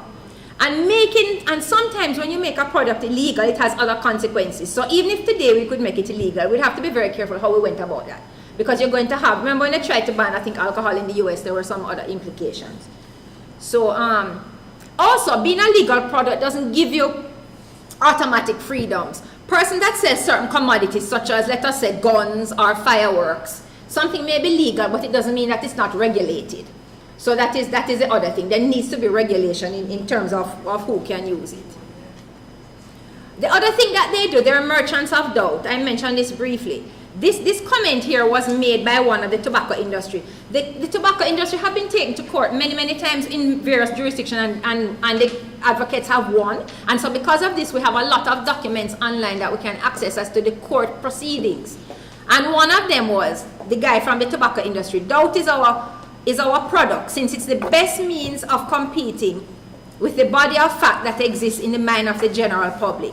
It's also a means of establishing controversy. So, for example, something comes out that says lung cancer is it's causing lung cancer. Then somebody else, doctor somebody, professor somebody comes and says, nah man, it's because the person this and that and their mother, grandmother live in the hills and it's smoke from the chimney over here. And then the person said, no, it's not really the cigarettes, it's something else. And you know, this is how it goes. Even in the media now you will see it, even in relation to other things, where you will hear something, and then when you see something coming up, ask yourself, what is the source of it? Not just in relation to tobacco, where they muddy the waters because they want you to be confused and not to really believe what the scientists are saying. The other thing with this industry is that they have billions of dollars. They can spend any amount of money. So they have a $2 billion annual marketing budget to create this controversy. So $24 million a day in the US, $1 million US an hour to promote their product. And the Courier's annual report for 2016, it was $2 million, that billion that they spent on distribution and marketing in Jamaica alone, which is 8 times more than our budget for the year, to see 100,000 patients and all the things that we have to do island-wide. And that is just that budget, you know. That's just a marketing budget. That doesn't mean they don't have all this other money. It's just one little sliver of their budget. And the tobacco industry, they have a little rule book. You know how nurses have procedures? And you have to follow your procedures and do your dressings this way and so on. Well, they have a little book too. And what they do is they emphasize personal responsibility. Your fault, you chose, it's an adult choice. They pay scientists who deliver research that instill doubt, and they criticize junk science, which is what they call the proper science, that found harms associated with smoking. They make self-regulatory pledges. You don't need to regulate us. We will do it. We're good corporate citizens and we'll do it all by ourselves. Lobbying, paying off people. I'm going to show you some examples. They pay off politicians like you would not believe. Well, you need a new this, you need a new that. There's 20 million here, but your law is coming up in Parliament next week, so you kind of know in the back of your mind, well, thing, and you vote a certain way and we're all happy. Introducing safer products. Menthol this, more filters that, doing this, low this, light that, slim the other thing. All types of adjectives to make you think when it's no safer, right? And meanwhile, they're manipulating they're manipulating the addictive nature of the product, and they're marketing to children. I know my colleagues from NCD have told me in the past that when they send out, people on, I call it undercover, I don't know if it's a proper word, to some of these parties, you have people that are giving people who are underage these products. So basically, how do they normalize it? Make you think it's, junk science. This is just encapsulating what I said. Junk science, advocacy, they advocate governments and so on, advertising, sponsorship of many things which we don't see much of now. Hollywood, you know how much millions they pay to have one of the actors smoking one of those films and you're not even noticing it? Just to send that message. Third parties, they will fund groups like a farming tobacco group. And they will come up and say to the government, you can't tax tobacco, but really and truly they're the ones paying the group to be formed, and they're actually the ones, funding it. Corporate philanthropy, they're just wonderful citizens, the good work that they do with all their blood money. Youth programs and lies and deception. This is what the face of tobacco looks like. None of them look like us pretty much. This group here is a majority shareholder of Carreras. It is 50.4% owned by them. A couple of these board members have since changed. So everything that happens here is governed from London. And there's another company, Philip Morris, that does the Marlboro brand, and they're also on another board. But their market share in Jamaica is relatively low. So the types of marketing: lipstick, clothes, pink cigarette packages. And believe me, there's a lot of advertising going on, but you don't see it unless you're in social media. So they have their means and ways. All they do is, you can't click on this site if you're not 18, so you click on the site. Like there's nothing, you know what I mean? Which child? When you say don't click on that site, what do you think the child is going to, Right. They have things like you can use your cursor in a cigarette, you can use all type of download things that you can use, to do with cigarettes on the site. All type of websites. So what did we do? Well, the World Health Organization, you have heard, because of all of the above, started this framework convention in tobacco control. And it was a legally binding first public health treaty by the WHO. And it's obvious why we have a treaty. We have been through that before. And it addresses things. The problem with tobacco is that it's a global issue. Because remember, the cigarettes have transnational lines. You see how this one was British American tobacco? There's Philip Morris, and I'm going to show you some new ones. None of them originate here. They're global. And then these cigarettes go from place to place. In our case, it comes from Trinidad. So, you know, but then the head office is in London. Some of them are in Japan. So you find that it's very complicated. So it's global marketing, transnational advertising done in one place, used somewhere else, promotion and sponsorship, and international movement of contraband and counterfeit cigarettes. Let me say something about that. There have been court cases where, in other jurisdictions, where when they catch some of the so-called illegal cigarettes, it's the same companies putting it out there and saying it's illegal. Some of it is definitely, but there have been cases where they have actually caught a particular company putting their thing out there. So when they're faced with regulations and everything in first world countries, they come to countries like Jamaica and promote more, and the Caribbean and Africa and Asia. Because with the people getting in more public education and being more aware, and the legislation in the US and England and so on, so they look for other markets. So the framework has many things. You're supposed to ban tobacco advertising and sponsorship, health warnings on the packages, all of these together work. Second-hand smoke, combat smuggling, increase taxes. As you heard, we signed in 2005, and I'll tell you where we are soon. But I want to bring your attention to one Article 5.3, and this was where you're supposed to, it is a clause that protects policy from tobacco company interference. So the framework governs very clearly how you're not to, or you are to collaborate or talk with the tobacco industry, because otherwise you can imagine what will happen to policy.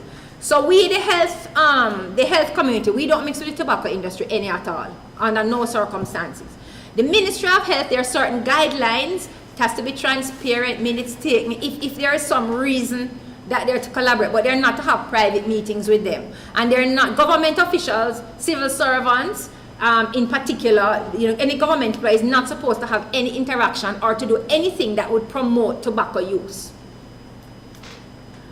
So the main principle behind that is that there is an irreconcilable conflict of interest. I can't think of one single place that we can mix with the tobacco industry. There's just nothing. I don't see where that could be. There's not one good thing to tell you about them. So basically, there's no room for us to negotiate. Bureau of Standards might have to mix with them in terms of maybe why haven't they put the labels on or where is the contents. But other than that, I don't see why we have to mix with them. So WHO have made some best buys. I won't go into them all here, but there is a list of best buys and in things like packaging and so on that, you know, they've asked countries to adhere to. And their goal in regards to tobacco use is a 30% reduction by 2025. So in terms of advocacy, so we found the Coalition of Tobacco Control in 2002. I'm happy to say that the Nurses Association of Jamaica was one of the founding members. We're very happy for the continued support there. All the leading medical organizations are members. This is a list of who, so pretty much any health professional would end up being a member, you know, indirectly or directly, depending on your organization. So basically, we want to have a tobacco-free Jamaica and to denormalize the use of tobacco and all nicotine products, not just tobacco use. So basically, we see our role as, well, the first role that we had was to get the government to sign the FCTC. So that was the first chore, and that was back in 2005. And then since then, we've been monitoring the media, watching what's going on, writing to the government, lobbying them for infringements of the FCTC. And we counter claims by any of them. We work very closely with the Ministry of Health, and there's a tobacco control working group that we sit on down there. And this is just some of us in our lobbying work. We go to Parliament with banners in association with NCD as well. We have many radio shows. I mean, it's just so much that it would take all day to tell you.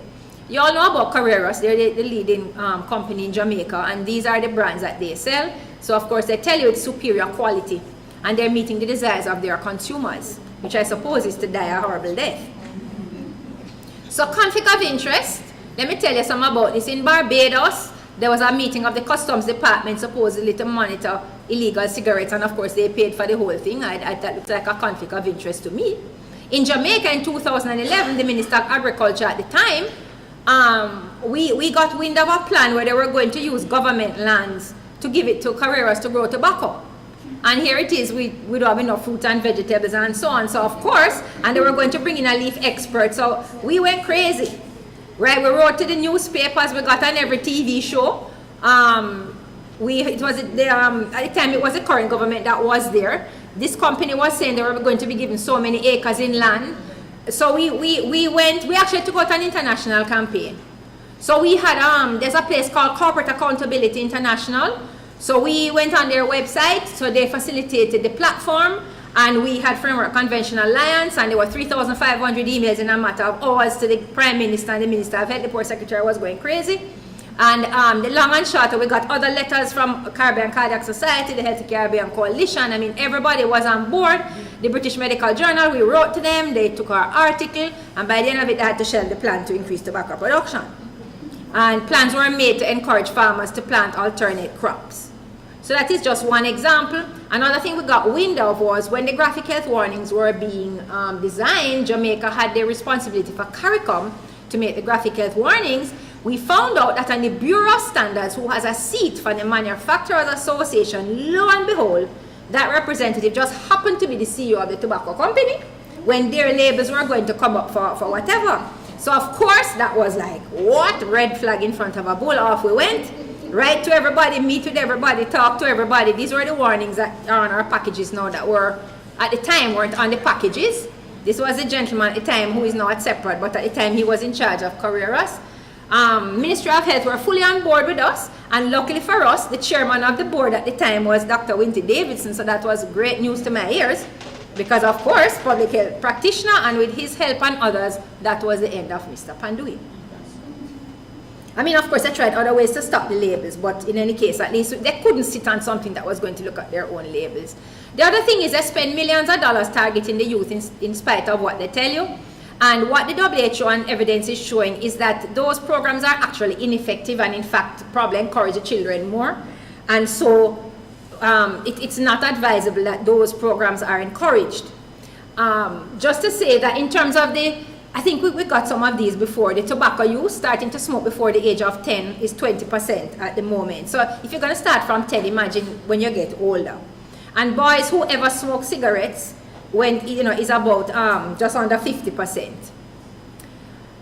Just to mention the two bottom ones, because I don't think that came up before. In 2010, 9.8% of the children interviewed for this survey, 13 to 15 years, had a promotional, or were offered a free cigarette. Remember that they're not supposed to be allowed cigarettes, but 10% were offered a free cigarette by a tobacco company in Jamaica from the NCDA study. And 14.7% had a branded item like a cap or a pen or a book or something that had the Carreras or some brand on it. So this is a company who says that they're not targeting children. So I don't know where they got it from. But remember that we had some legislation before, but it wasn't enforced. The Child Care and Protection Act, it's an offense to sell or serve tobacco products to a minor. We heard earlier about that. Yet still, as you heard, most of the students were not refused because of age. So in 2010, Carreras launched a youth smoking prevention program, and unfortunately, at the time, we have dealt with it, but the Ministry of Education and Child Development Agency saw it fit to partner. Now let me just say something about several of these examples I'm going to show you. I don't truly think that the agencies really realize the implications of it, because they were looking at it from they're just not into this thing, so when it sounds like a good idea to them, that they're going to come and give them money to fund this program. So I understand, and I think now they're much wiser. But suffice to say that they shouldn't have done that because it's against Article 5.3, apart from anything else. And the tobacco company make use of this type of situation where people may not be aware. So they said it was to prevent people, the program was to try and reduce tobacco use in that. So this is them doing their thing. And so we wrote letters to the usual places. This was some of the things. 5 years later, it came back with the same logos. We wrote to everybody again, and the Ministry of Health and the Ministry of the Child Development Agency wrote to them, and eventually it was withdrawn. So these are just the letters from it. So it was withdrawn. This is just some pictures. I won't go into detail, but members of government and members of parliament fraternizing with the tobacco industry in various social seats.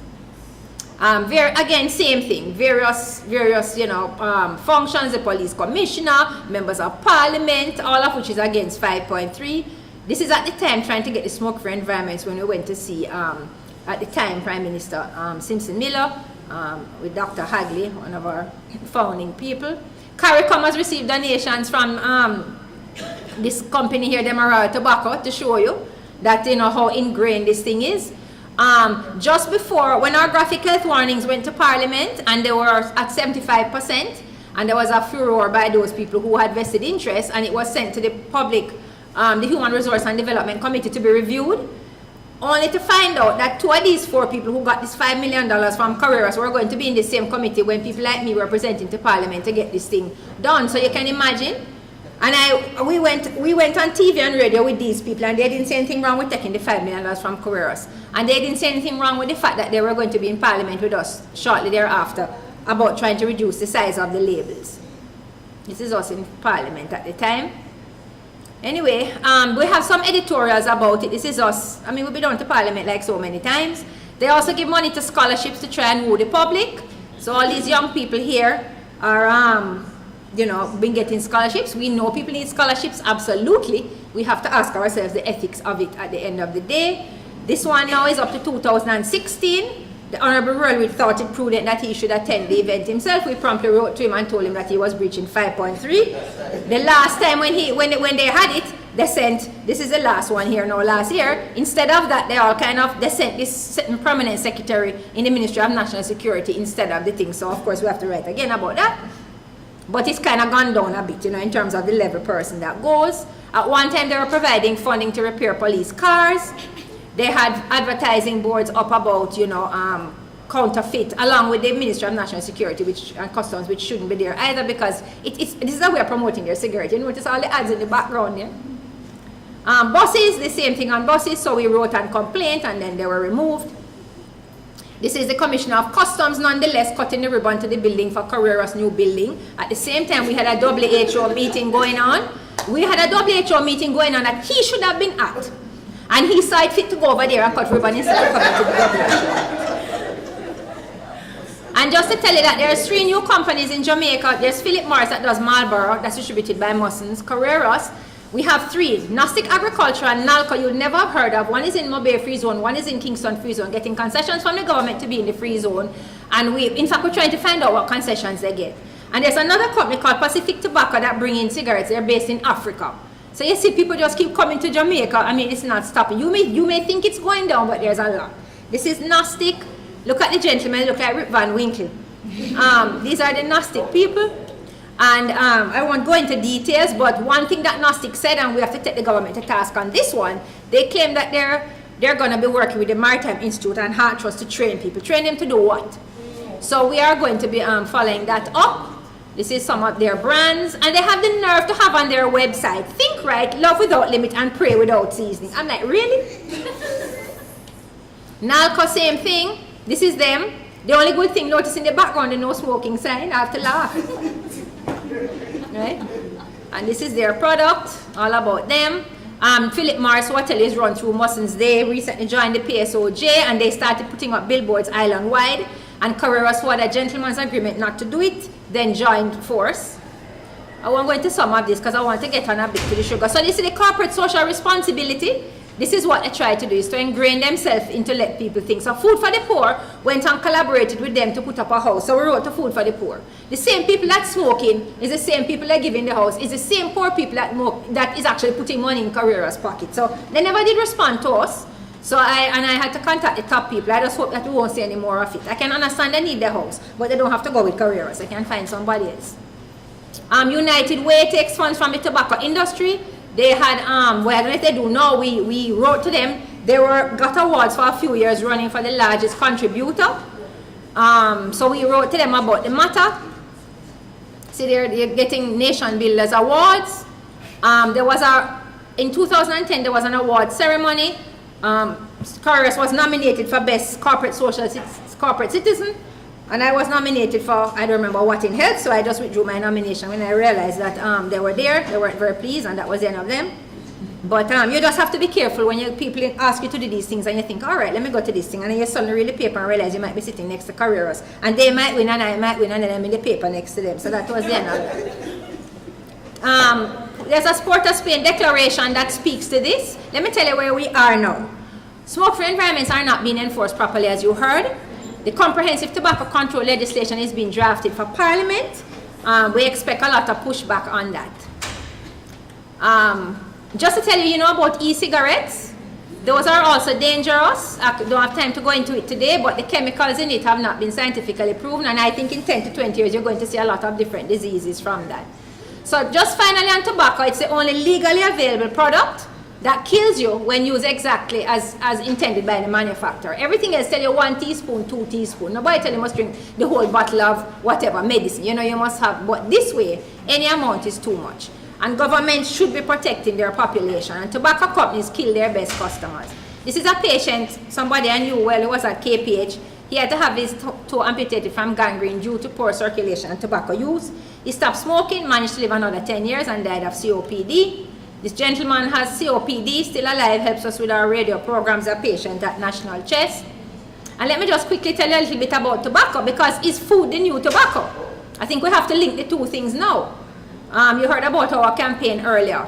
The merchants of Dow, the playbook that they had, doesn't it sound familiar to you? Trying to tell you that, have you seen the labels on some of these drinks that are not really juices, and there's no juice in it except the picture on the front? So you have seen those type of things. You have to ask yourself, really, one day you read sugar good for you, bad for you. You know, there's all this confusion going on, right? It's the same thing. So the script of the food industry is similar, but obviously it's different. There are some products they make that are good, and we do need a food industry, but we just have to be careful. The only difference I see, not the only, one of the big differences, it's possible to collaborate with the food industry because they do have some products that are okay, whereas it's not possible to collaborate with the tobacco industry. So we believe that by engaging them, maybe they'll reduce their sugar, reduce their salt, reduce their trans fat. So I think that is a major difference. So spoonful of sugar, years ago it was considered luxury. Can you remember, years and years ago, first of all, if you had a soft drink, it was a treat. And I don't know when that was, probably on your birthday or something. And it was a luxury in the upper classes many years ago. But now, of course, we have it for breakfast, lunch, and dinner. Excess sugar consumption is a major cause of obesity and the related diseases. And if you drink just one sugary drink a day, your chance of being overweight increases by 27% for adults and 52% for children. One drink. You have seen all our ads, so we don't need to spend too much time on this. The recommended daily allowance of sugar is 9 teaspoons for men and 6 for women. And there's 4 grams of sugar in a teaspoon, so you can calculate it. Now, this is added sugar. This is not naturally occurring sugar. You can gain 14.3 pounds of sugar a year if you drink, of weight a year if you drink 1 bottle of soft drink. So 3/4 or more of Jamaicans, 15 to 74, have consumed 1 or more bottle of drink a day. And you heard about the boys and girls, about 75% of them do that as well. And 27% of boys and 33% of girls are overweight. You have seen our campaign with the various things. No, sugary drinks don't have any nutritional value, and the empty calories cannot be compared. One of the things that went on TV the other day and said, one of these so-called food industry people, is that it's yam. What about yam? What about on TV? What about yam and what about dasheen and coca? I was, trying to say that because those eventually convert to sugar, it's the same, which of course is total nonsense. There's fiber in those things, there's vitamin, there are minerals, and nature knew what it was doing. When you eat yam and it goes down your digestion, it's very slow, and the body takes what it needs. Liquid sugar goes straight to the pancreas and liver, and your body kind of think, oh my God, 14 teaspoons of sugar. So that is what they're out there trying to say, that there's no difference between sugar. They're also trying to say that, we must choose all other products. But let me explain to you why. First of all, you can't do everything one time. Yes, other products are unhealthy and have sugar. Second of all, sugary sweetened beverages are the largest contributor to the sugar intake in Jamaica. So if you have a limited amount of money to do something, you have to go for the worst thing, which is the sugary sweetened beverages. People do not eat donuts all day long. They drink all day long. So this is one of the pushbacks that we have been getting.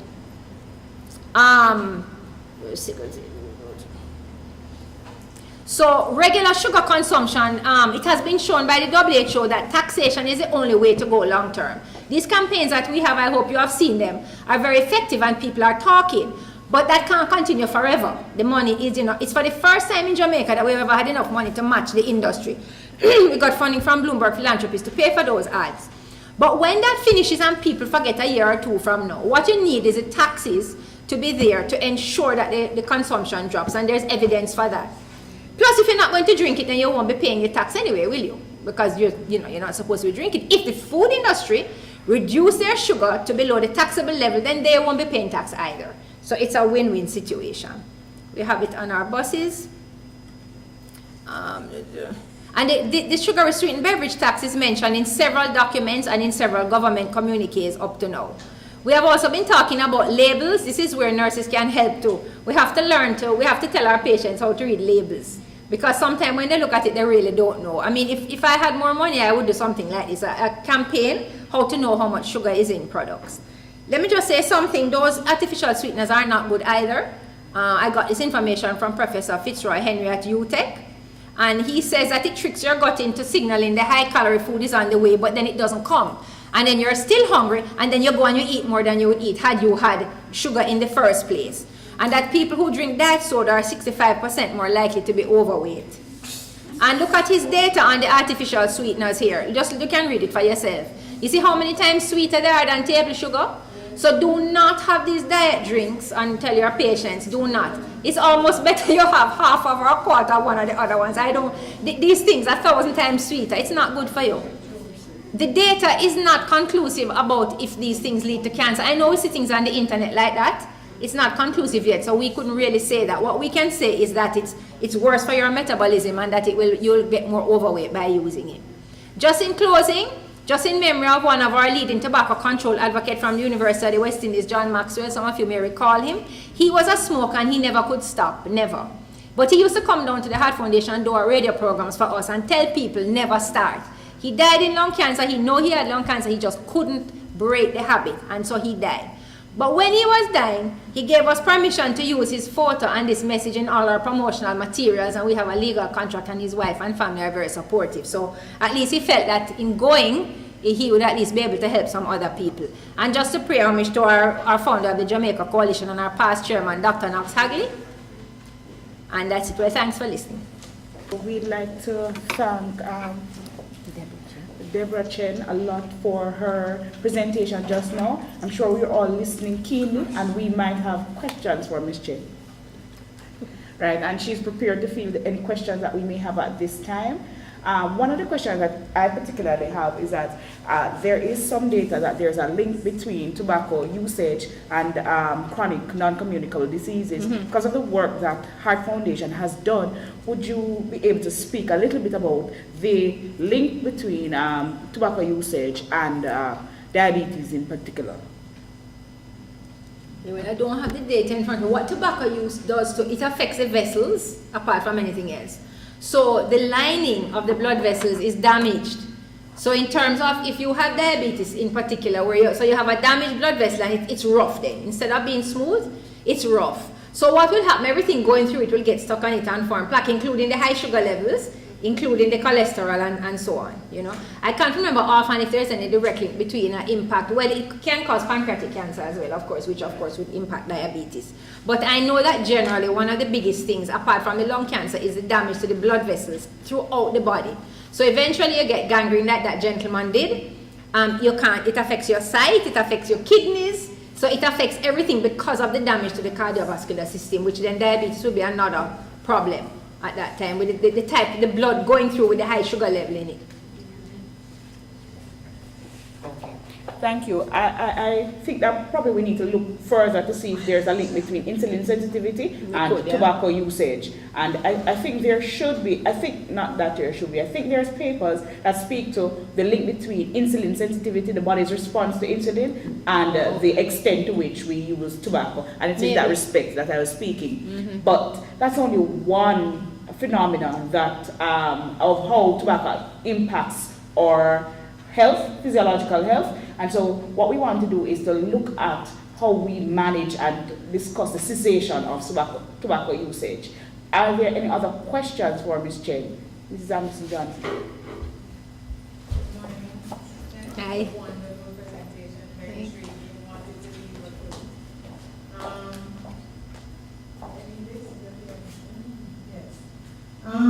My question, because I teach epidemiology, I really want to know where we stand with the no tobacco regulation. Right.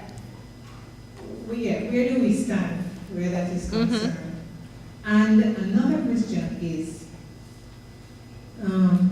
because I'm not so sure that there have been scientific evidence related to control of weight, tobacco smoking, and know that I'm for no smoking. But is this a real benefit from your research? Was this a real benefit? To do the weight. Tobacco smoking helps to maintain or lose weight? Yeah, I don't really have that data in front of me. What I know is that even if it did, then the cost would far outweigh the benefit, even if people ended up eating. You know what I mean? So I really don't have the data in front of me, but it seems to me that if you're going to, if it numbs the appetite, then put it that way. If it does the appetite, and then that's why you weren't putting on weight, and then you proceeded to eat. I have read studies where that has happened, where the patients do actually start to eat more, but then it levels off at a point. But I guess it's almost like a cycle. I would imagine it's almost better that happens and you try and control your eating. The damage to the body from the cigarette smoke is much worse than the obesity, even though they're both not good. But yes, I don't have the data in front of me. The one about the where we are. All right, so we complained about the lack of enforcement and some other issues. Reverend Thwaites in Parliament brought a private member's motion sometime last year about the whole issue. As a result of that, we had to go to Parliament. Parliament invited certain groups to come and make submissions to the Human Resource and Development Commission. This was in about September last year. And we went, National Council on Drug Abuse, Cancer Society, the Ministry of Health, and a few other places. And that report is supposed to be tabled in Parliament, and it hasn't yet. And we spoke about lack of enforcement of regulations. That was one of the things. Because though the signage is up, people are creeping back out smoking where they're not supposed to smoke, mainly because there's no enforcement, which is supposed to be public health inspectors, police, medical officers of health, I believe, in charge of parishes. There's a listing of who can. So that really needs some leadership, I think, to enforce that regulation. So in fact, we have that already, and it's not being enforced. The other one about the whole comprehensive tobacco control legislation, the reason that the Minister Ferguson at the time used the Public Health Act to get that the smoke-free environments in place was because he was getting too much pushback to go with the full legislation, which spoke to banning of advertising and all of that to children. Well, not just to children, but generally. So going the Public Health Act, which he had control over, he was able to get that done. And the graphic health warnings weren't in the comprehensive tobacco legislation either. So those two things were able to be done without waiting on that. What we need now is a full legislation. But isn't that regulation driven by the WHO? Absolutely, which we have signed, absolutely. And so we need to take the government to task. Yes, no, 100%. And that's what we have been trying to do, is to say, where is this thing? Why haven't you been doing this? Absolutely, in 2005 when they signed. And here we are more than 10 years later. The comprehensive legislation has not been passed. People are advertising cigarettes more than ever before in the history of the country, because that was one of the things that couldn't be covered underneath the Public Health Act. The regulations are there. They're pretty strong. They include e-cigarettes. But there's nobody enforcing it. But does PAHO, as a local representative of WHO, I would think so, but nothing. I would prefer if they were more strident in that regard. Okay. Because that is where I think, yeah. And certainly any help anybody can give her another voice, we welcome it. We welcome it. The Nurses Association of Jamaica have, helped us from time to time, and that's good. We have to have other voices out there. Our chair just wrote today. Our chair of the coalition now, after Dr. Haggle's passing, is Dr. Agri Irons. So he's the chair of the coalition right now. So we're in the process of sending out some communiques to the various persons about all these things we have been speaking about. It's constant. It really, but they're doing their lobbying too, to keep everything off of the front burner. And let me just say that it's the same thing with this sugar sweetened beverage industry. They're not very pleased about this campaign, So there's a lot of things going on behind the scenes. It's early days yet, but it's not a walk in the park. It may be supported by 99% and maybe everybody in this room, but there are people out there who do not like the campaign. It's working though. Thankfully, if we can make a dent. What we need now, we need the tax though. We need the tax because that has been shown to the most effective way to reduce consumption and the most long-term benefit. Yeah. Are there any other questions? Any any other comments for Mrs. Chen? No? All right, I'm going to invite Mrs. Rajesh to offer a token to Mrs. Chen.